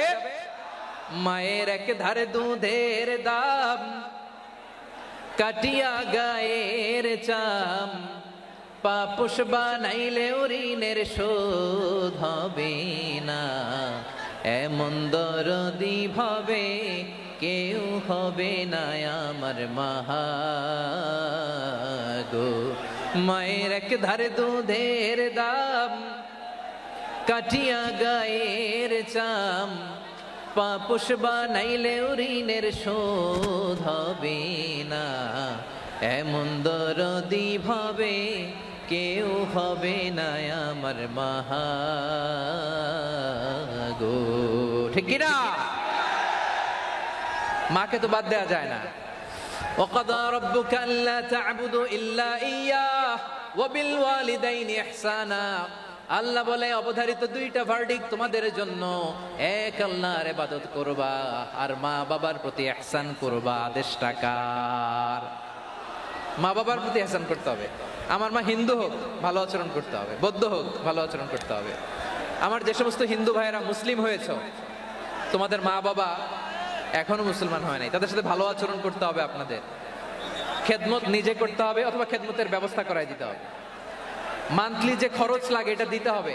আরে তুমি এখন মুসলিম, তোমার মা বাবা হিন্দু, এখনই তো সুযোগ ইসলামের সৌন্দর্য দেখানো। এখন মা বাবা যদি দেখে আরে এটা হিন্দু থাকতে তো বদমাইশ ছিল, বেয়াদব ছিল, কি এমন ধর্ম সে গ্রহণ করলো যেটা গ্রহণের সাথে সাথে সে পাল্টে গেল? কি এমন ধর্ম সে গ্রহণ করেছে যেটা তার জীবনকে আলোকিত করে দিয়েছে? নসিব ভালো হইলে তারাও কালিমা পড়ে মুসলমান হয়ে যাবে। বিশ্ব ইসলামের স্ত্রীর নাম ছিল আয়েশা রাদিয়াল্লাহু তাআলা আনহা, আবু বকর রাদিয়াল্লাহু তাআলা আনহুর মেয়ে। আবু বকর রাদিয়াল্লাহু তাআলা আনহুর আরেক মেয়ের নাম হচ্ছে আসমা। কি নাম? দুজনই আবু বকর রাদিয়াল্লাহু তাআলা আনহুর মেয়ে, আসমা আর আয়েশা। নাম দুইটা কেমন লাগে? আসমা নামটা কেমন লাগে? আয়েশা নামটা কেমন লাগে? সবার ভালো লাগে নাই? নাম দুটো আপনাদের ভালো লাগে? লালমনিরহাটে অনাগত যদি কন্যা সন্তান হয়, যদি মনে চায় আসমা রেখে দিতে পারবেন, যদি মনে চায় আয়েশা রেখে দিয়েন। দেশে বিদেশে এয়ারপোর্টে রাস্তাঘাটে শুধু বলে হুজুর একটা নাম দেন, আমার ছেলের একটা নাম দেন, মেয়ের একটা নাম দেন। তো আমার মনে আছে যশোরের আদ্দিনের মাহফিলে আমি একটা দুইটা নাম দিয়েছিলাম। আজকে লালমনিরহাটের এই প্রোগ্রামে কন্যা সন্তান যদি হয় দুটা নাম দিলাম, আসমা কিংবা আয়েশা। ইনশাআল্লাহ পড়েন। দুজন বোন, এক মায়ের না, বাবা এক মা দুইজন। আয়েশা রাদিয়াল্লাহু তাআলা আনহার মায়ের নাম উম্মে রুমান, আর আসমা রাদিয়াল্লাহু তাআলা আনহার মায়ের নাম কুতাইলা বিনতে আব্দুল উজ্জা। আবু বকর রাদিয়াল্লাহু তাআলা আনহু 4টা বিয়ে করেছিলেন। তো একই ঘটনা ঘটেছে এই ফ্যামিলিতে। আসমা ইসলাম ধর্ম গ্রহণ করে মুসলিমা, কিন্তু তার মা কুতাইলা মুশরিকা। আই রিপিট, বোঝার জন্য আমি আবারও বলি, আসমা রাদিয়াল্লাহু তাআলা আনহা মুসলিমা, আর আসমার মা কুতাইলা, আওয়াজ করে বুঝে থাকলে বলেন, আসমার মা মুশরিকা। তার মানে মেয়ে মুসলিম, মা অমুসলিম। ভেজাল আছে না নাই? কিন্তু কুতাইলা আর ধৈর্য ধারণ করতে পারে না। নার ছেড়া ধন, কলিজার টুকরা ধন, কলিজার টুকরা সন্তান আসমারে দেখতে বড্ড মন চায়। সাইয়েদনা আসমা রাদিয়াল্লাহু তাআলা আনহা মক্কা থেকে হিজরত করে মদিনায় চলে গেলেন। হুদাইবিয়ার পর যখন মক্কা মদিনা ট্রাফিক স্বাভাবিক হলো, মক্কার লোক মদিনায় যায়, মদিনার লোক মক্কায় আসে। কুতাইলা কলিজার টুকরা সন্তান আসমারে দেখার জন্য কিছু উপহার নিয়ে বিশাল মরুপথ পাড়ি দিয়ে মক্কা থেকে মদিনায় যায়। সুবহানাল্লাহ বলেন। এখন মা আসছে মেয়ের সাথে দেখা করতে, মেয়ে তো আর দেখা দেয় না। মেয়ে ভাবছে আমার মা তো মুশরিকা, অপবিত্রা, তার সাথে কি দেখা দেয়া যাবে? বিশ্বনবীর দরবারে চলে গেলেন। সুবহানাল্লাহ বলেন। কি সৌভাগ্যবান ছিল তারা! মাসলা জানার দরকার হলেই নবীর দরবারে চলে যেত। ঘরে বউয়ের সাথে ঝগড়া হলে নবীর দরবারে চলে যেত। অনেক সাহাবী বলে আমার পেটে ক্ষুধা লাগলো আমি নবীর কাছে চলে যেতাম, কারণ নবীর চেহারার দিকে তাকালেই আমার পেটের ক্ষুধা মিটে যেত। সাইয়েদনা আসমা রাদিয়াল্লাহু তাআলা আনহা বিশ্বনবীর কাছে চলে গেলেন, যে বললেন ইয়া রাসূলুল্লাহ ইয়া হাবিবাল্লাহ ইন্না উম্মি কাদিমাতুন ইলাইয়া ওয়া হিয়া রাগিবা। আমার মা মক্কা থেকে অনেক দূর মরুর পথ পাড়ি দিয়ে উপহার সামগ্রী নিয়ে মদিনায় আমার সাথে দেখা করতে এসেছে গো নবী। আমার জানতে বড্ড ইচ্ছে হয় আমি আমার মুশরিকা মায়ের সাথে একটু দেখা করতে পারবো কিনা। আফা আসিলুহা, আগে যেমনি আমি আমার মায়ের সাথে ভালো আচরণ করতাম, যেমনি আমি আমার মায়ের সাথে সদাচরণ করতাম গো নবী, এখন আমি মুসলিমা মা মুশরিকা, এখনো কি আগের মতো সদাচরণ করতে পারবো নাকি? বিশ্বনবী বললেন নাম সিলিহা, হ্যাঁ রে আসমা, অবশ্যই অবশ্যই, আগে ঠিক যেমন তুমি তোমার মায়ের সাথে ভালো আচরণ করতে এখনো তেমনি আগের মতো ভালো আচরণ করবা। আওয়াজ করে পড়েন সুবহানাল্লাহ। কি ইসলাম আমরা পেয়েছি! কত ব্রড মাইন্ডেড আমাদের ইসলাম, কত ওপেন মাইন্ডেড ইসলাম, কত ওপেন আপ করতে পারে, চিন্তা করতে পারেন। বিষ্ণু বললেন হ্যাঁ অবশ্যই, নাম সুলিহা, আগে যেমনি ভালো আচরণ করছো আসমা এখন ওইরকমই করো, পারলে আরো বাড়ায় করো। সুবহানাল্লাহ বলেন। তাহলে আমার যে হিন্দু ভাইয়েরা, হিন্দু বোনেরা, ইমানের বদৌলতে দৌলতে আপনি ধন্য হয়েছেন, আপনার আম্মা আব্বা এখনো মুসলমান হয় নাই, তাদের জন্য দোয়া করেন। তাদের জন্য দোয়া করেন, আল্লাহ যেন তাদেরকেও ইমানের দৌলত দান করে। আমরা সবাই পড়ি আমিন, আরো জোরে পড়েন আমিন। এখন বলেন, ইসলাম কি ন্যারো মাইন্ডেড রিলিজিয়ান না ব্রড মাইন্ডেড? লালমনিরহাটের যুবক ভাইরা আওয়াজ করো, ইসলাম কি ন্যারো মাইন্ডেড না ব্রড মাইন্ডেড? কতটা ব্রড মাইন্ডেড দেখেন। বিশ্বনবী সাল্লাল্লাহু আলাইহি সাল্লাম অমুসলিমরা যদি নবীকে উপহার দিত, ওই উপহারও বিশ্বনবী গ্রহণ করতেন। সুবহানাল্লাহ পড়েন। আপনার অমুসলিম বন্ধু যদি উপহার দেয়, সেটাও আপনি নিতে পারবেন, যেটা নেওয়া যায়। কিন্তু আপনার বন্ধু যদি আপনার মদের বোতল দেয়, নিতে পারবেন? হ্যাঁ, মদের বোতল দিলে পারবেন না। আপনার বন্ধু যদি আপনার পর্ক দেয়, পর্ক, শুকরের গোশত মিশ্রিত কোনো খাবার, ওটা নিতে পারবেন না। হালাল যে কোনো জিনিস নিতে পারবেন। বিশ্বনবী সাল্লাল্লাহু আলাইহি ওয়াসাল্লাম অমুসলিমদের দেয়া হাদিয়া গ্রহণ করতেন। কেমন নবী ছিলেন? আমার নবীরে চিনে নেন, আমার নবীর অ্যাটিটিউড জেনে নেন। বিশ্বনবী সাল্লাল্লাহু আলাইহি ওয়াসাল্লাম যখন কোনো জনপদে যেতেন, 3টা অপশন নিয়ে যেতেন। প্রিয় ভাইয়ের আওয়াজ করে বলতে হবে, কোন জনপদে গেলে আমার নবীর অপশন থাকতো কয়টা? আমার মতো 3 আঙ্গুল উঁচু করে দেখান আর বলুন, আমার নবী কোন জনপদে গেলে কয়টা অপশন নিয়ে যেতেন? 1 নাম্বার অপশন আসলিম তাসলাম। নতুন এলাকায় গেলে বলতেন আসলিম তাসলাম, ইসলাম ধর্ম গ্রহণ করো, শান্তিতে থাকবা, আমার ভাই হয়ে যাবা, আমরা ভাই ভাই। ইসলাম মানো, আমরা ভাই ভাই। অপশন নাম্বার কত? 1। যদি বলে না ইসলাম মানবো না, ওকে, অপশন নাম্বার 2, মুসলিম হওয়ার দরকার নাই, লা ইকরাহা ফিদ্দিন, ইসলামে কোনো বাড়াবাড়ি নাই। খ্রিস্টান আছো থাকো, বৌদ্ধ আছো থাকো, ইহুদি থাকতে চাও থাকো, কিন্তু আমরা যেহেতু রিজিওনাল সুপার পাওয়ার, আমাদের আন্ডারে থাকো, ট্যাক্স দিয়া থাকো, এটার বলে জিজিয়া। আলেম যারা আছেন বুঝবেন, এটার আরবিতে কি বলে? জিজিয়া। You pay us the tax, we will give you the security. তোমরা ট্যাক্স দিবা, আমরা সিকিউরিটি দিব, আমাদের আওতায় থাকবা, কেউ তোমাদেরকে আক্রমণ করতে পারবে না, আমরা নিরাপত্তা দিব। সুবহানাল্লাহ বলেন। এটা অপশন নাম্বার কত? আচ্ছা, বুঝে থাকলে বলেন, 1 নাম্বার অপশন কি ছিল? ইসলাম। ইসলাম মানো, শান্তিতে থাকবা, ভাই ভাই, আমরা ভাই ভাই। অপশন নাম্বার 2, ট্যাক্স দাও, আমরা নিরাপত্তা দিব, মুসলিম হওয়া লাগবে না। এখন 1 নাম্বারও মানে না, 2 নাম্বারও মানে না, মুসলিম হবো না, ভালো, খ্রিস্টান থাকো, ট্যাক্স দাও, আমরা সিকিউরিটি দিব না, এইটাও মানি না। বিষ্ণু বলেন, তাহলে তলোয়ার আমাদের আর তোমাদের মাঝে ফয়সালা করবে।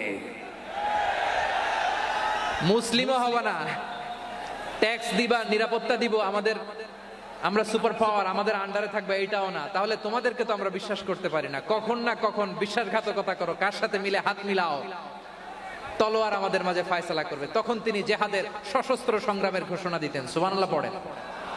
দেখেন, পশ্চিমারা জেহাদকে এইভাবে চিত্রায়িত করে না। ওরা জেহাদ বলতে বুঝায় তলোয়ার, হাত কাটো, গলা কাটো, না, জেহাদ সশস্ত্র সংগ্রাম 3 নম্বরে। অধিকাংশ ক্ষেত্রেই বিশ্বনবীর সুন্দর আচরণ দেখে, আরে আমার নবীর যে নুরানি চেহারা, অনেকে তো কেবল সিরেফ চেহারাটা দেখেই কালিমা পড়ে মুসলমান হয়ে গিয়েছে। যারা মুসলিম হয় নাই, তারা তাদের ইসলামেই বলবৎ ছিল, ট্যাক্স দিয়ে ইসলামের আন্ডারে ছিল। যারা এটাও মানে নাই, ওইটাও মানে নাই, তাদের বিরুদ্ধে জেহাদ। বিষ্ণু ইসলাম 7ম হিজরিতে যখন খায়বার বিজয়ের পরে ইসলাম রিজিওনাল সুপার পাওয়ার হিসেবে আত্মপ্রকাশ করলো, বিশ্বনবী চিঠি লিখলেন অন্যান্য সুপার পাওয়ারের কাছে, রাষ্ট্রীয় চিঠি লেখে এক রাষ্ট্রপ্রধান আরেক রাষ্ট্রপ্রধানের কাছে। ঠিক কিনা বলেন? জানেন না আপনারা? এই যে 24-এর ছাত্র নাগরিক অভ্যুত্থানে, এই অভ্যুত্থান যখন শুরু হয়, আমি তখন সাউথ আফ্রিকাতে, একটা স্ট্যাটাস দিয়েছিলাম, কোটা নয়, গোটা দেশ সংস্কার করা লাগবে।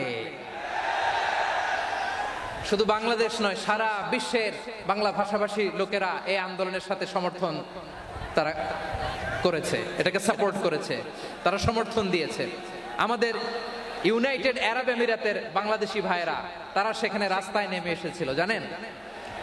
ওইখানে ডেমনস্ট্রেশন করা যায় না, সেখানকার সরকার তাদেরকে যাবজ্জীবন দিয়েছিল। তখন আমাদের এই যে প্রধান উপদেষ্টা ডক্টর মোহাম্মদ ইউনূস সরাসরি G2G বলে, এটারে G2G, government to government, G2G, উনি চিঠি লিখলেন যে তাদেরকে, ইউর হাইনেস, হে সম্মানিত আমির, আপনি আমার এই চিঠির কারণে আমার সম্মানে এই 53 জন বাংলাদেশিকে মাফ করে দেন। এই চিঠির বদৌলতে বেকসুর খালাস পেয়ে গিয়েছিল আমাদের ভাইরা। জানেন না এই ঘটনা আপনারা? তাহলে গভর্নমেন্ট টু গভর্নমেন্ট চিঠি দেওয়া হয়। সপ্তম হিজরিতে বিষ্ণু ইসলাম সব সুপার পাওয়ারের কাছে চিঠি দিলেন, রোমান সম্রাটের কাছে, পারস্য অধিপতির কাছে, মিশরের অধিপতির কাছে, সবার কাছে চিঠি লিখলেন। চিঠির ভাষা ছিল এরকম, মিন মুহাম্মাদিন রাসূলিল্লাহ ইলা মুকাওকিস আযীমিল কিবত, মুহাম্মদ রাসূলুল্লাহর পক্ষ থেকে মিশরের বাদশার কাছে, আসলিম তাসলাম, ইসলাম মানো শান্তিতে থাকবা, সালামুন আলা মান ইত্তাবাআল হুদা, শান্তি তার জন্য যে হেদায়েতের অনুসরণ করে। সুবহানাল্লাহ পড়েন। তো এই চিঠি অনেকে ভালোভাবে রিসিভ করেছে, অনেকে এই চিঠি পাওয়ার পরে নবীর কাছে আবার ইন রিটার্ন উপহার পাঠিয়েছে। কি পাঠিয়েছে? উপহার। মিশরের বাদশা মুকাওকিস তিনি বিশ্বনবীকে বিশাল এক উপহারের ডালি পাঠিয়েছেন। মিশরের বাদশা মুকাওকিস ছিলেন ধর্মে খ্রিস্টান। লালমনিরহাটের ভাইয়েরা আওয়াজ করে বলেন, মিশরের বাদশা ধর্মে কি ছিল? খ্রিস্টান। কি উপহার দিয়েছিল আমার নবীকে? শুনতে মনে চায়? আওয়াজ নাই লালমনিরহাটের গলায়, শুনতে মনে যায়? 1000 স্বর্ণ মুদ্রা, 2টা খ্রিস্টান দাসী, একজনের নাম মারিয়া বিনতে শামউন আল কিবতিয়া, আরেকজনের নাম সিরিন বিনতে শামউন আল কিবতিয়া। একজন খ্রিস্টান দাস 20 থান কাপড় জামা বানানোর জন্য, আমরা নবী যেন সেলাই করে জামা বানাতে পারে এজন্য 20 থান কাপড়, 20 থান ফাইন গার্মেন্ট। সুবহানাল্লাহ পড়বেন না? এরপরে একটা গাধা যেটার নাম ছিল উফাইর, আর একটা খচ্চর এটার নাম ছিল দুলদুল। খচ্চর চিনেন? গাধা আর ঘোড়ার ক্রসিং এ যে প্রাণীটা দুনিয়াতে আসে ওটার খচ্চর বলে। তো এই যে সুপার পাওয়ার খ্রিস্টান বাদশার কাছে নবী চিঠি লিখলেন, ওই খ্রিস্টান বাদশা আমার নবীকে উপহার দিল। বিশ্বনবী এই উপহারগুলো সানন্দে গ্রহণ করেছে। সুবহানাল্লাহ পড়বেন না? তাহলে অমুসলিম কেউ যদি আপনাকে উপহার দেয়, হালাল উপহার হলে আপনি গ্রহণ করতে পারবেন। অনুরূপভাবে পারস্যের বাদশা রোম সম্রাট বিশ্বনবীকে উপহার পাঠিয়েছেন, আমার নবী সবগুলো উপহার গিফট গ্রহণ করেছেন। সুবহানাল্লাহ বলেন। তাহলে প্রিয় লালমনিরহাট আওয়াজ করে বলুন, ইসলাম কি ন্যারো মাইন্ডেড রিলিজিয়ন না ব্রড মাইন্ডেড? আম্মাজান আয়েশার কাছে মাসালা জানতে চায় মেয়েরা, হে আম্মাজান, অগ্নি উপাসকেরা তাদের ঈদের দিন নওরোজের সময় আমাদেরকে পাখি দেয়, নেওয়া যাবে? উনি বললেন, ওরা জবাই করে দিলে নেওয়া যাবে না, কিন্তু ওরা যদি ফলমূল এরকম খাবার দেয় এগুলো নেওয়া যাবে। তার মানে অমুসলিমদের দেয়া উপহার এটা গ্রহণ করা যায়। সুবহানাল্লাহ বলেন।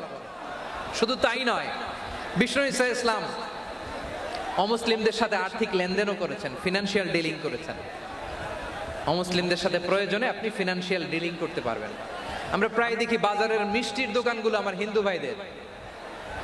লালমনিরহাটে মিষ্টির দোকান, দইয়ের দোকান কারা চালায়? হিন্দুরা চালায় না?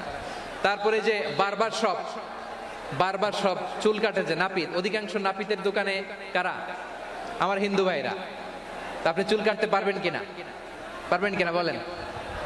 পারবেন। তার দোকান থেকে দই মিষ্টি কিনতে পারবেন কিনা? হ্যাঁ, আমার মুসলিম ভাইয়ের দোকান থাকলে ওইটারে আমি বেশি প্রায়োরিটি দিব, ঠিক কিনা?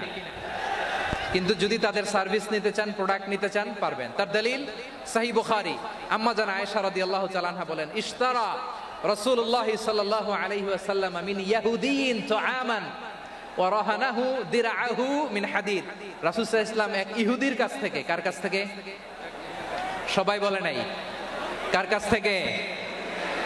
আমার নবী, পেয়ারা নবী এক ইহুদির কাছ থেকে জব কিনেছিল। জব, বার্লি, যেটা দিয়ে রুটি বানায়। ওই জবের দাম দেওয়ার টাকা পয়সা নবীর কাছে ছিল না, ফলে নবী ওনার একটা পোশাককে মর্গেজ রেখেছিলেন, মর্গেজ, বন্ধক, যে এখন এটার দাম দিতে পারবো না, কয়েক কেজি বার্লি নিয়ে যাই আর বন্ধক হিসেবে আমার জামাটা রেখে গেলাম, যেদিন দাম দিব ওই দিন জামাটা ছুটাই নিয়ে যাব। সুবহানাল্লাহ বলবেন না? বাকিতে নিছিলেন, বাকিতে। দিরআহু মিন হাদিদ, লোহার তৈরি বর্ম, মানে যুদ্ধের পোশাক, লোহা দিয়ে বানানো। বিশ্বনবী বললেন, কয়েক কেজি জব দাও, টাকাটা পরে দিব, এখন টাকা নাই, বন্ধক হিসেবে, মর্গেজ হিসেবে আমার জামা রেখে গেলাম, যখন টাকা দিব জামা ছুটায় নিব। আওয়াজ করে বলতে হবে সুবহানাল্লাহ।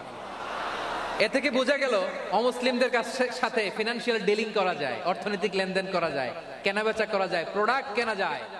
এমনকি আমাদের মসজিদে নববীতে বারান্দায় আপনারা একটা অটোমেটিক ফ্লাইং আমব্রেলা দেখছেন? সূর্য যখন বাড়ে মসজিদে নববীর বারান্দায় ইয়ার্ডের মধ্যে অটোমেটিক্যালি কিছু আমব্রেলা আছে, সাঁ করে খুলে যায়, আর সূর্যের তাপ লাগে না। আবার সন্ধ্যাবেলায় এই আমব্রেলা গুলো ওরা ক্লোজ করে ফেলে, দেখেন নাই না? দেখছেন? এই মসজিদে নববীকে সর্বোচ্চ উন্নত মানের কনস্ট্রাকশন ইনফ্রাস্ট্রাকচার ডেভেলপ করার জন্য কর্তৃপক্ষ কিছু অমুসলিম ইঞ্জিনিয়ারের, ডিজাইনারের সহায়তা নিয়েছিল। সুবহানাল্লাহ বলেন। কোন দলিলের ভিত্তিতে? এই দলিলের ভিত্তিতে যে বিষ্ণু ঈসা ইসলাম অমুসলিমদের সাথেও লেনদেন করেছেন। আওয়াজ করে বলতে হবে আল্লাহু আকবার। শুধু তাই নয়, ইন কেস অফ ইমার্জেন্সি, প্রয়োজনে ইসলামের খাতিরে, ইসলামকে সামনের দিকে এগিয়ে নিয়ে যাওয়ার জন্য অমুসলিমদের সাপোর্ট নেওয়া জায়েজ আছে। সুবহানাল্লাহ বলেন। অমুসলিমদের সাপোর্ট নেয়া, তাদের থেকে অর্থ নেয়া, পলিটিক্যাল সাপোর্ট, পলিটিক্যাল অ্যাসাইলাম নেওয়া জায়েজ আছে। আমাদের অনেক বিশ্ববরেণ্য দায়ীরা আমেরিকায় অস্থায়ীভাবে অ্যাসাইলাম নিয়ে থাকে, নিজের দেশে গেলে ফাঁসিতে ঝুলাই দিবে। যুগ যুগ ধরে দায়ীদের উপর এরকম অত্যাচার আর নির্যাতন আছে না নাই? মিশরের অনেক দায়ীরা পাশ্চাত্যে যেয়ে থাকে, এই যে তারা পলিটিক্যাল অ্যাসাইলাম নিয়ে থাকে, রাজনৈতিক আশ্রয়, এটা জায়েজ আছে না? এটা যে জায়েজ আছে তার প্রমাণ স্বয়ং বিশ্বনবী সাল্লাল্লাহু আলাইহি ওয়াসাল্লাম পলিটিক্যাল সাপোর্ট নিয়েছিলেন অমুসলিমদের কাছ থেকে। সুবহানাল্লাহ বলেন। খুব মজাদার একটা ঘটনা শুনবেন, আপনাদের আগ্রহ দেখে তো মনে হয় না শোনার ইচ্ছা আছে। আছে আছে, গলায় জোর আছে। লিল্লাহি তাকবীর, লিল্লাহি তাকবীর, নারায়ে তাকবীর। মাশাআল্লাহ।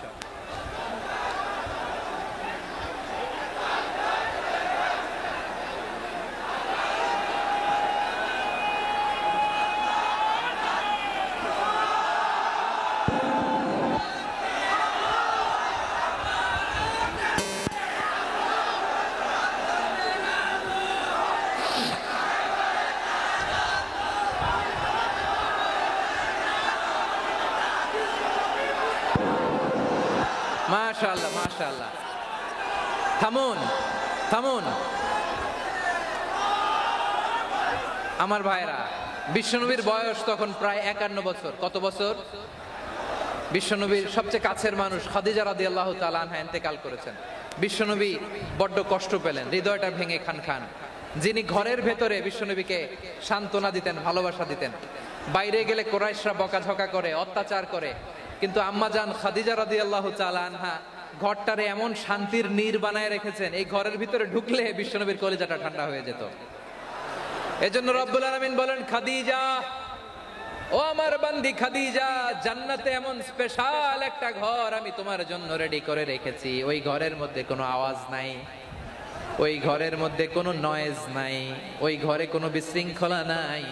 কারণ মক্কার জমিনে আমার নবী কুরাইশদের বিশৃঙ্খলা, নয়েজ আর ঝামেলাগুলোকে উপেক্ষা করে যখন তোমার ঘরের ভেতরে ঢুকতো, ঘরটারে তুমি শান্তির নীড়, ঠান্ডা, নীরব, নিস্তব্ধ, নিঝুম আর শান্তির নীড় বানিয়ে রেখেছো।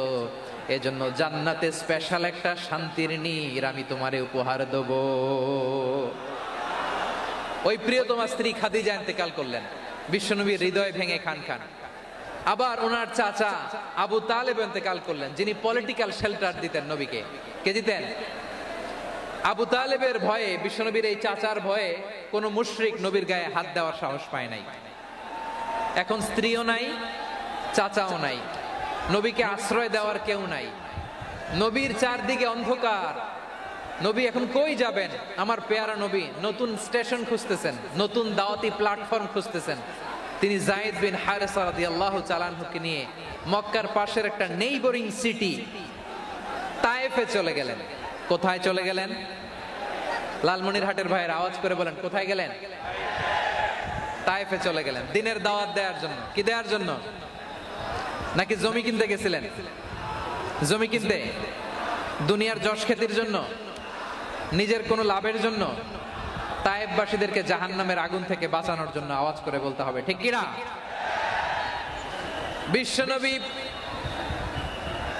বিশাল মরুপথ, পাহাড়ি পথ পাড়ি দিয়ে তায়েফের মরুজমিনে গেলেন কোরআনের দাওয়াত নিয়ে, ইমানের দাওয়াত নিয়ে। কিন্তু তায়েফের লোকেরা বিশ্বনবীর দাওয়াতকে শুধু প্রত্যাখ্যান করেই থামে নাই, তারা বিশ্বনবীর সাথে অত্যন্ত খারাপ আচরণ করেছে, বিশ্বনবীকে শারীরিকভাবে হেনস্থা করেছে, আমার নবীকে শারীরিকভাবে অত্যাচার করেছে, আমার পেয়ারা নবীর গায়ে পাথর মেরেছে, বিশ্বনবীর গা বেয়ে ঝরঝর করে রক্ত ঝরেছে, নবী জামিনের মধ্যে লুটিয়ে পড়েছেন, আবার মেরেছে, আবার নবী হাঁটতে শুরু করলেন, পেছন থেকে আবার মেরেছে, আবার নবী রক্তাক্ত হয়ে জামিনের মধ্যে লুটিয়ে পড়লেন, আবার মেরেছে। বিশ্বনবীর মতো এত সুশ্রী মানব, বিশ্বনবীর মতো এত শুভ্র মানব, বিশ্বনবীর মতো এমন চমৎকার দেহাবয়ব দিয়ে রব্বুল আলামিন কাউকে বানান নাই। এরকম চমৎকার মানুষটাকে তারা তায়েফের ওই জমিনে রক্তাক্ত করেছে। বিশ্বনবী দুনিয়ার কোনো স্বার্থের জন্য সেখানে যান নাই, নিজের কোনো লাভের জন্য, প্রাপ্তির জন্য যান নাই, তায়েফবাসীদের জাহান্নামের আগুন থেকে বাঁচাতে গিয়েছেন। ঠিক কিনা বলেন? খেয়ে না খেয়ে দিন প্রচারের কাজে নিজেকে দিয়েছ বিলিয়ে, তায়েফের কাফিরেরা চিনল না সে আলো, দুষ্ট ছেলেদের পিছু দিল লেলিয়ে, পাথরের আঘাতে ক্ষত বিক্ষত হয়ে সারা শরীর থেকে রক্ত ঝরে। হে রাসূল তোমাকে ভুলি আমি কেমন করে, হে রাসূল তোমাকে ভুলি আমি কেমন করে। পারেন না আপনারা? ধরুন আমার সাথে। হাজার ব্যথা বেদনার পরে ফিরে আসনি তুমি আপন ঘরে, দিনের আলো তুমি ছড়িয়ে দিতে, চলে গেলে মদিনায় মক্কা ছেড়ে। হে রাসূল তোমাকে ভুলি আমি কেমন করে, হে রাসূল তোমাকে ভুলি আমি কেমন করে। ঠিক কিনা বলে?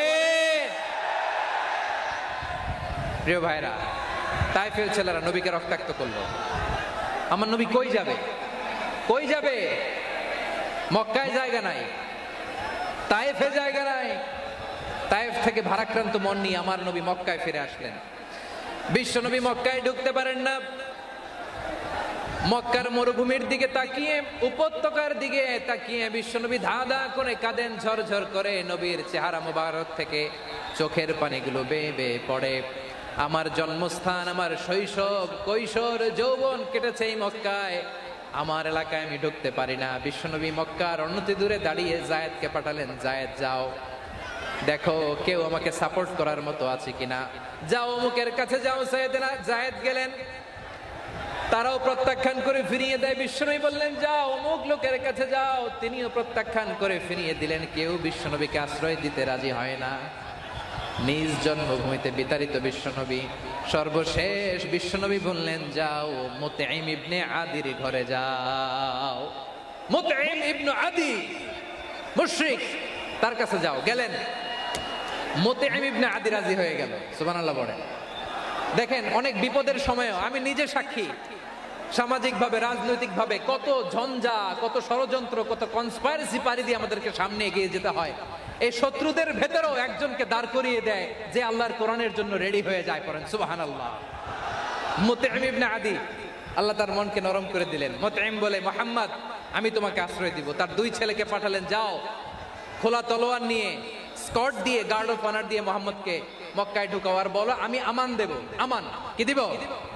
আমান মানে সিকিউরিটি, নিরাপত্তা।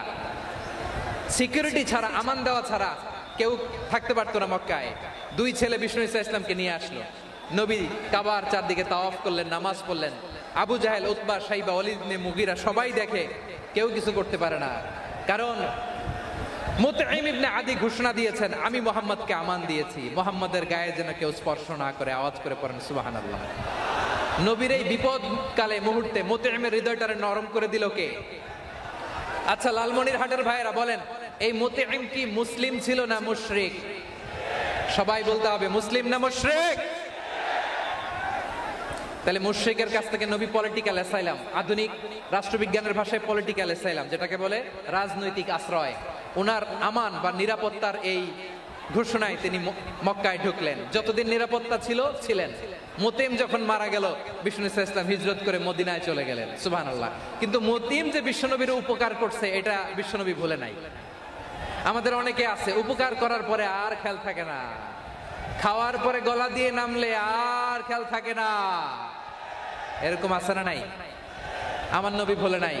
বদরের প্রান্তরে 70 জন কাফেরকে যখন বন্দী করে বিশ্বনবীর সামনে হাঁটু গেড়ে দাঁড় করানো হলো, বসানো হলো, 70 জন কাফের। কয়জন? বিশ্বনবী তাদের দিকে তাকিয়ে বললেন, সহিহ বুখারীর বর্ণনা, লাউ কানাল মুতঈম ইবনে আদি হাইয়ান সুম্মা কাল্লামানি হাউলাই নাতনা লা তারাকতুহুম লাহু। বদরের প্রান্তরে 70 জন বন্দী কাফিরের দিকে তাকিয়ে আমার নবী বললেন, আজকে মুতঈম ইবনে আদি যদি বেঁচে থাকতো আর তোমাদের 70 জনের ব্যাপারে যদি মুতঈম এক বাক্যে একটা সুপারিশ করত, তার সম্মানে আজকে তোদের সবাইকে আমি মাফ করে দিতাম। সুবহানাল্লাহ। নাই ওই যে চিল্লাচিল্লি যে কথা বুঝে নাই, কোন জিনিস মিস করছে ওরা নিজেরাও বুঝে নাই। বিশ্বনবী মুতঈমের এই সাহায্যের কথা বলে নাই। 70 জন মুশরিক হাঁটু গেড়ে বসা, নবী চাইলে এখনই এক্সিকিউশন অর্ডার দিতে পারে। তিনি বললেন, আজকে যদি মুতঈম বেঁচে থাকতো আর মুতঈম যদি তোদের জন্য সুপারিশ করতে, এই আবর্জনাগুলোর ব্যাপারে সুপারিশ করতে, আমি মুহূর্তেই তোদেরকে এমনি মাফ করে দিতাম। এবার বলেন, ইসলাম কি ন্যারো মাইন্ডেড না ব্রড মাইন্ডেড? শুধু তাই নয়, যাকে যে সম্মান দেয়ার আমার নবী দিতেন, হোক আস্তিক হোক নাস্তিক, হোক মুসলিম হোক অমুসলিম। বিষ্ণু ইসলাম যখন রোমান সম্রাটের কাছে চিঠি লিখেছেন, আমার প্রিয় লালমনিরহাটের ভাইরা, অল্প কয়েক মিনিট কয়েকটা জরুরি কথা বলবো, এদিকে তাকান, এদিকে তাকান। রোমান সম্রাটের কাছে বিশ্বনবী যখন চিঠি লিখলেন মিন মুহাম্মদ রাসূলিল্লাহ ইলা হিরাকলা আযীমির রোম। মুহাম্মদের পক্ষ থেকে হিরাক্লিয়াসের কাছে, যিনি হচ্ছেন আযীমির রোম। এটা নবী নিজ থেকে বানায় লিখছেন, অতিরিক্ত সম্মান দিয়ে। কোন রাষ্ট্রপ্রধান যখন আসে তাদেরকে আমরা কি বলি জানেন? তার নামের শেষে HE এটা লিখতে হয়, H.E. মানে হিজ এক্সেলেন্সি। কি লেখে? হিজ এক্সেলেন্সি অথবা ইউর হাইনেস, ইউর ম্যাজেস্টি। দেখেন, বিশ্বনবী সাল্লাল্লাহু আলাইহি ওয়াসাল্লাম সব নবীদেরও নবী। তিনি একজন মুশরিক খ্রিস্টান সম্রাট, রোমান সম্রাটের কাছে চিঠি লিখতে যায়, লিখতেছে ইলা হিরাকলা আযীমির রোম। হিরাক্লিয়াসের কাছে আমার চিঠি, যিনি রোমের আযীম, হিজ হাইনেস, মানে রোমের অনেক সম্মানিত এক বাহাদুর। আওয়াজ করে বলেন সুবহানাল্লাহ। তার মানে যাকে যে সম্মান দেয়ার এটা বিশ্বনবী দিতেন। এমনকি যেই ইহুদিরা ভালো ছিল, এই ইহুদিদেরও প্রশংসা করেছেন বিশ্বনবী মুহাম্মদুর রাসূলুল্লাহ সাল্লাল্লাহু আলাইহি ওয়াসাল্লাম। এক ইহুদির প্রশংসা করেছেন বিশ্বনবী। ইহুদির কার? আমি তো আমার ভাইয়ের প্রশংসা করি না, আমি তো এক আলেম আরেক আলেমরে স্পেস দেই না, আমি তো এক দায়ী আরেক দায়ীর সাথে বসতে চাই না। আমার নবী ইহুদির প্রশংসা করে। কার প্রশংসা? ওই ইহুদির নাম ছিল মুখাইরিক। সিরাত গ্রন্থ ঘাটলে পাবেন। তিনি বলেছেন, মুখাইরিক খাইরু ইয়াহুদ, Mukhairiq is the best of the Jews. জুইসদের মধ্যে সে সবচেয়ে ভালো। কেন প্রশংসা করলেন তার? এর কারণ মদিনা চার্টারে কথা ছিল সব ধর্মের মুসলিম, মুশরিক, ইহুদিরা মিলে মদিনাকে রক্ষা করবে। কিন্তু তৃতীয় হিজরিতে যখন উহুদের যুদ্ধ শুরু হলো, সবার কথা ছিল যেই আক্রমণ করে আমরা মদিনাকে বাঁচাবো। কোন শহরকে বাঁচাবো? মদিনাকে। কিন্তু কুরাইশরা যখন অ্যাটাক করলো, ইহুদিরা আর আসে না, ইহুদিরা আর বেরোয় না। বিষ্ণু বললেন, ওহে ইহুদিরা, তোমরা না চুক্তি করলে আমার সাথে যে মদিনা বাঁচাতে সবাই ঝাঁপিয়ে পড়বো, আসো। একটা ইহুদিও বেরোয় না, কেউ আসে নাই সেদিন, একজন ছাড়া। তার নাম মুখাইরেক। তার নাম কি? মুখাইরেক বাহাদুরের মতো ঘোড়সাওয়ার হয়ে বেরিয়ে গেলেন এবং বললেন, গোটা ইহুদি সাম্রাজ্যের একজনও যদি না আসে, আমি মুখাইরেককে কেউ ঘরে আটকে রাখতে পারবে না। বেরিয়ে আসলেন, এসে বললেন, আমি মুহাম্মদের পক্ষে যুদ্ধ করব। আমি মারা গেলে আমার সম্পদ আমার উত্তরাধিকারীরা পাবে না, আমার সম্পদ তোমরা মুহাম্মদকে দিয়ে দিবা। সুবহানাল্লাহ বলেন। উহুদের ময়দানে 70 জন মুসলমান শহীদ হলো। এই ইহুদি সেও মুসলমানের পক্ষে যুদ্ধ করে নিহত হলো। সুবহানাল্লাহ বলেন। মুসলিমদের লাশ যখন নিয়ে আসা হলো, এই মুখাইরিকের লাশও নিয়ে আসা হলো। মুসলিমদের লাশের পাশে মুখাইরিকের লাশ দেখে বিশ্বনবী মুখাইরিকের প্রতি অনেক খুশি হলেন। আর বিশ্বনবী খুশি হয়ে বললেন, মুখাইরিক খায়রু ইয়াহুদ, মুখাইরিক যদিও তুমি ইহুদি, তারপরে তুমি সব ইহুদিদের মধ্যে সেরা ইহুদি। পড়েন সুবহানাল্লাহ। আমার নবী ইহুদিকেও সম্মান দিতে কার্পণ্য করে নাই। আওয়াজ করে বলেন আল্লাহু আকবার। প্রিয় ভাইরা, এবার সর্বশেষ আওয়াজ করে বলেন, ইসলাম কি ন্যারো মাইন্ডেড নাকি ব্রড মাইন্ডেড? আমার প্রাণ প্রিয় লালমনিরহাটের ভাইরা, শত্রু কাফের আর অশত্রু কাফেরের মধ্যে পার্থক্য আছে না নাই? আবু তালেবও মুশরিক, আবু জাহেলও মুশরিক, কিন্তু দুই মুশরিকে পার্থক্য আছে না নাই? আবু তালেব নবীর চাচা, মুশরিক, মারা গিয়েছে মুশরিক অবস্থায়, কিন্তু আজীবন আমার নবীকে আগলে রেখেছে, আমার নবীকে সাপোর্ট করেছে, ভালোবেসেছে। আবু জাহেলও মুশরিক, মারা গিয়েছেও মুশরিক হিসেবে, আজীবন আমার নবীর বিরুদ্ধাচরণ করেছে। আবু জাহেলের শক্তি, সামর্থ্য, স্ট্র্যাটেজি, প্ল্যান সব আমার নবীর বিরুদ্ধে ছিল। এই আবু জাহেলের কারণে একটা দিন শান্তিতে আমার নবী মক্কায় ঘুমাতে পারে নাই। চিল্লায় বলেন ঠিক কিনা? এজন্য রব্বুল আলামিন বলেন, লা ইয়ানহাকুমুল্লাহু আনিল্লাযীনা লাম ইউকাতিলুকুম ফিদ-দীনি ওয়া লাম ইখরিজুকুম মিন দিয়ারিকুম আন তাবাররুহুম ওয়া তুকসিতু ইলাইহিম ইন্নাল্লাহা ইউহিব্বুল মুকসিতিন।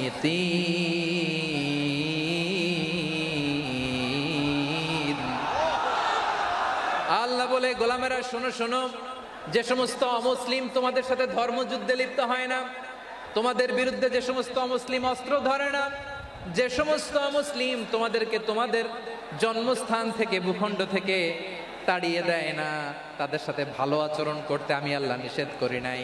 তাদের সাথে সদাচরণে কোনো নিষেধাজ্ঞা নাই, বরং তাদের সাথে সদাচরণ করো, এটাই আমি আল্লাহ চাই।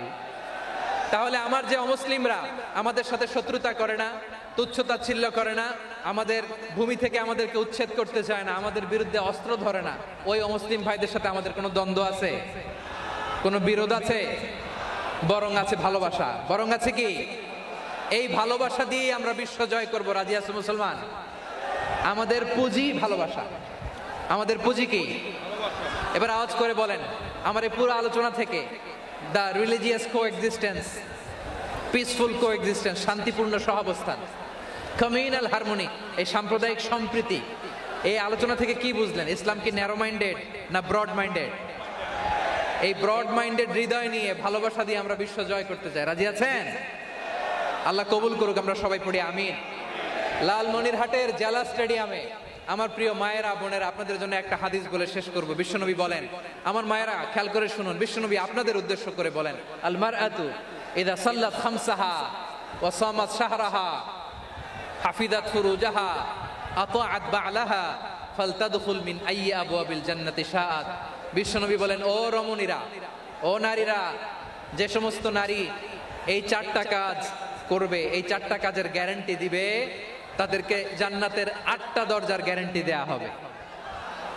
কি চারটা কাজ? 1 নাম্বার, আল মারআতু ইযা সাল্লাত খামসাহা, যে নারী 5 ওয়াক্ত নামাজ পড়ে। কি করে? জেলা স্টেডিয়ামে অবস্থানরত আমার নারীরা, বোনেরা, বিশ্বনবী আপনাদেরকে 4টা কাজের কথা বলেছেন, খুব বেশি না। 4টা করলে 8 জান্নাতের দরজা সব খোলা। কোনটা দিয়ে যাবে? যেটা দিয়ে মনে চায়। 1 নাম্বার 5 ওয়াক্ত নামাজ। আমার বোনেরা জোহরের নামাজ পড়তে পড়তে এটা আসরে নিয়ে যায়, আসর পড়তে পড়তে এটা মাগরিবে নিয়ে যায়। এরকম আছে না নাই? লালমনিরহাটে হয়তো নাই। আমার বোনেরা এটা করবেন না। ইন্নাস সালাতা কানাত আলাল মুমিনিনা কিতাবাম মাওকুতা, সময় মতো পড়বেন। সামাত শাহরা, রমাদানের রোজাগুলো রাখবেন। হাফিজাত ফুরুজাহা, যে নারী তার চরিত্রকে হেফাজত করে, তার প্রাইভেট হেফাজত করে, তার লজ্জাস্থান হেফাজত করে। ও মায়েরা, আপনার এই গর্ভ যে কত দামি আপনি জানেন না। আপনার এই গর্ভ থেকে জন্মাবে আগামীর সালাহুদ্দিন আল আইয়ুবী। আপনার গর্ভ থেকেই জন্মাবে ইমাম আল মাহদি আল মুনতাদার। আপনার পেট থেকে জন্মাবে আবু সাইদের মতো বীর সৈনিক। আপনার পেট থেকে জন্মাবে মুগ্ধের মতো বীর মুজাহিদ। আপনি জানেন না কে আসবে আপনার পেট থেকে। সময়টাকে কাজে লাগান, ইসলামকে বোঝেন, মানেন, আমাদের ইসলামিক লেকচারগুলো শোনেন, আমরা যে বার্তাগুলো, ইনস্ট্রাকশনগুলো, দিক নির্দেশনাগুলো আপনাদের খেদমতে রাখি, এগুলো মেনে চলুন। আপনিই পারেন আপনার ঘরটাকে জান্নাতের টুকরা বানাতে। একটা family it's of this institution, চিল্লায় বলেন ঠিক কিনা? চাইলেই পারেন ঘরটারে জান্নাতের টুকরা বানাতে। 5 ওয়াক্ত সালাত, রমাদানের রোজা, নিজের চরিত্রের হেফাজত, ও আতাআত বালাহা, স্বামীর আনুগত্য, এটাতে অনেকে ভুল করে থাকে। হায় রে আমার বোনেরা, স্বামীর আনুগত্যকে এটা নিজের অপমান মনে করবেন না। আপনার স্বামী আপনার সবচেয়ে বড় গার্ডিয়ান, তিনি আপনার সবচেয়ে ভালো চায়। নারী কখনো গার্ডিয়ানশিপের বাইরে থাকতে পারে না। হয় আপনি বাবার গার্ডিয়ানশিপের ভেতরে, বাপ না থাকলে ভাই আপনার গার্ডিয়ান, ভাই না থাকলে চাচা গার্ডিয়ান, বিয়ের পরে আপনার স্বামী আপনার গার্ডিয়ান। শরিয়া সম্মত স্বামীর আদেশগুলো আপনি মেনে চলবেন, কিন্তু শরিয়া বিরুদ্ধ কোনো আদেশ মানতে আপনি বাধ্য নয়। আওয়াজ করে বলুন সবাই ঠিক কিনা? এই 4টা কাজ যদি কোনো নারী করে, বিষ্ণুই বলেন জান্নাতের 8টা দরজা খোলা, তোমার যেটা দিয়ে মনে চায় সেটা দিয়ে জান্নাতে তুমি এন্ট্রি নিতে পারবা। আমরা এখানে লালমনিরহাটের সোহরাওয়ার্দী ময়দানে আজকে যেমন একত্রিত হতে পারলাম, আল্লাহর জান্নাতেও যেন একত্রিত হতে পারে। আল্লাহ তুমি তৌফিক দান করো। আল্লাহ আমার এই কলিজার টুকরা যুবক ভাইদেরকে তুমি ওমরে ফারুকের মতো কবুল করো। জেলা স্টেডিয়ামে অবস্থানরত আমার মা বোনদেরকে তুমি ফাতেমার মতো, খাদিজার মতো কবুল করো। আমাদের কলিজার টুকরা সন্তানদেরকে তুমি সালাউদ্দিন আল আইয়ুবির মতো কবুল করো। এই যে ইসলামিক সোসাইটি লালমনিরহাটকে আল্লাহ তুমি কবুল করো। আল্লাহ যে কথাগুলো বললাম এগুলো প্রথমে আমাকে, আমার সব ভাইদেরকে আমল করার তৌফিক দান করো। রব্বানা ظلمنا أنفسنا وإن لم تغفر لنا وترحمنا لنكونن من الخاسرين ربنا آتنا في الدنيا حسنة وفي الآخرة حسنة وقنا عذاب النار رب العالمين আরশের মালিক, লক্ষ লক্ষ তাওহীদি জনতা দুনিয়ার কোনো কিছুর আশায় নয়, দুনিয়ার কোনো কিছুর জন্য নয়, তোমার কোরআনের প্রেমে, ইসলামের প্রেমে হাজির হয়েছে। আল্লাহ আমার ভাইদেরকে কবুল আর মঞ্জুর করে দাও। ইসলামের জন্য এই গণজোয়ার, এই উচ্ছ্বাস, এই এনার্জি শক্তিগুলোকে আগামীর ইসলামের জন্য কবুল আর মঞ্জুর করে নাও। গাড়িতে করে, হুন্ডায় চড়ে, সাইকেল দিয়ে, রেল লাইন দিয়ে, রেলে চড়ে চড়ে লক্ষ লক্ষ ভাইয়েরা বিভিন্ন জেলা থেকে আজকের এই ঐতিহাসিক লালমনিরহাটের প্রোগ্রামে যারা জয়েন করলো, নিরাপদে তুমি আবার তাদেরকে গন্তব্যে পৌঁছে দিও।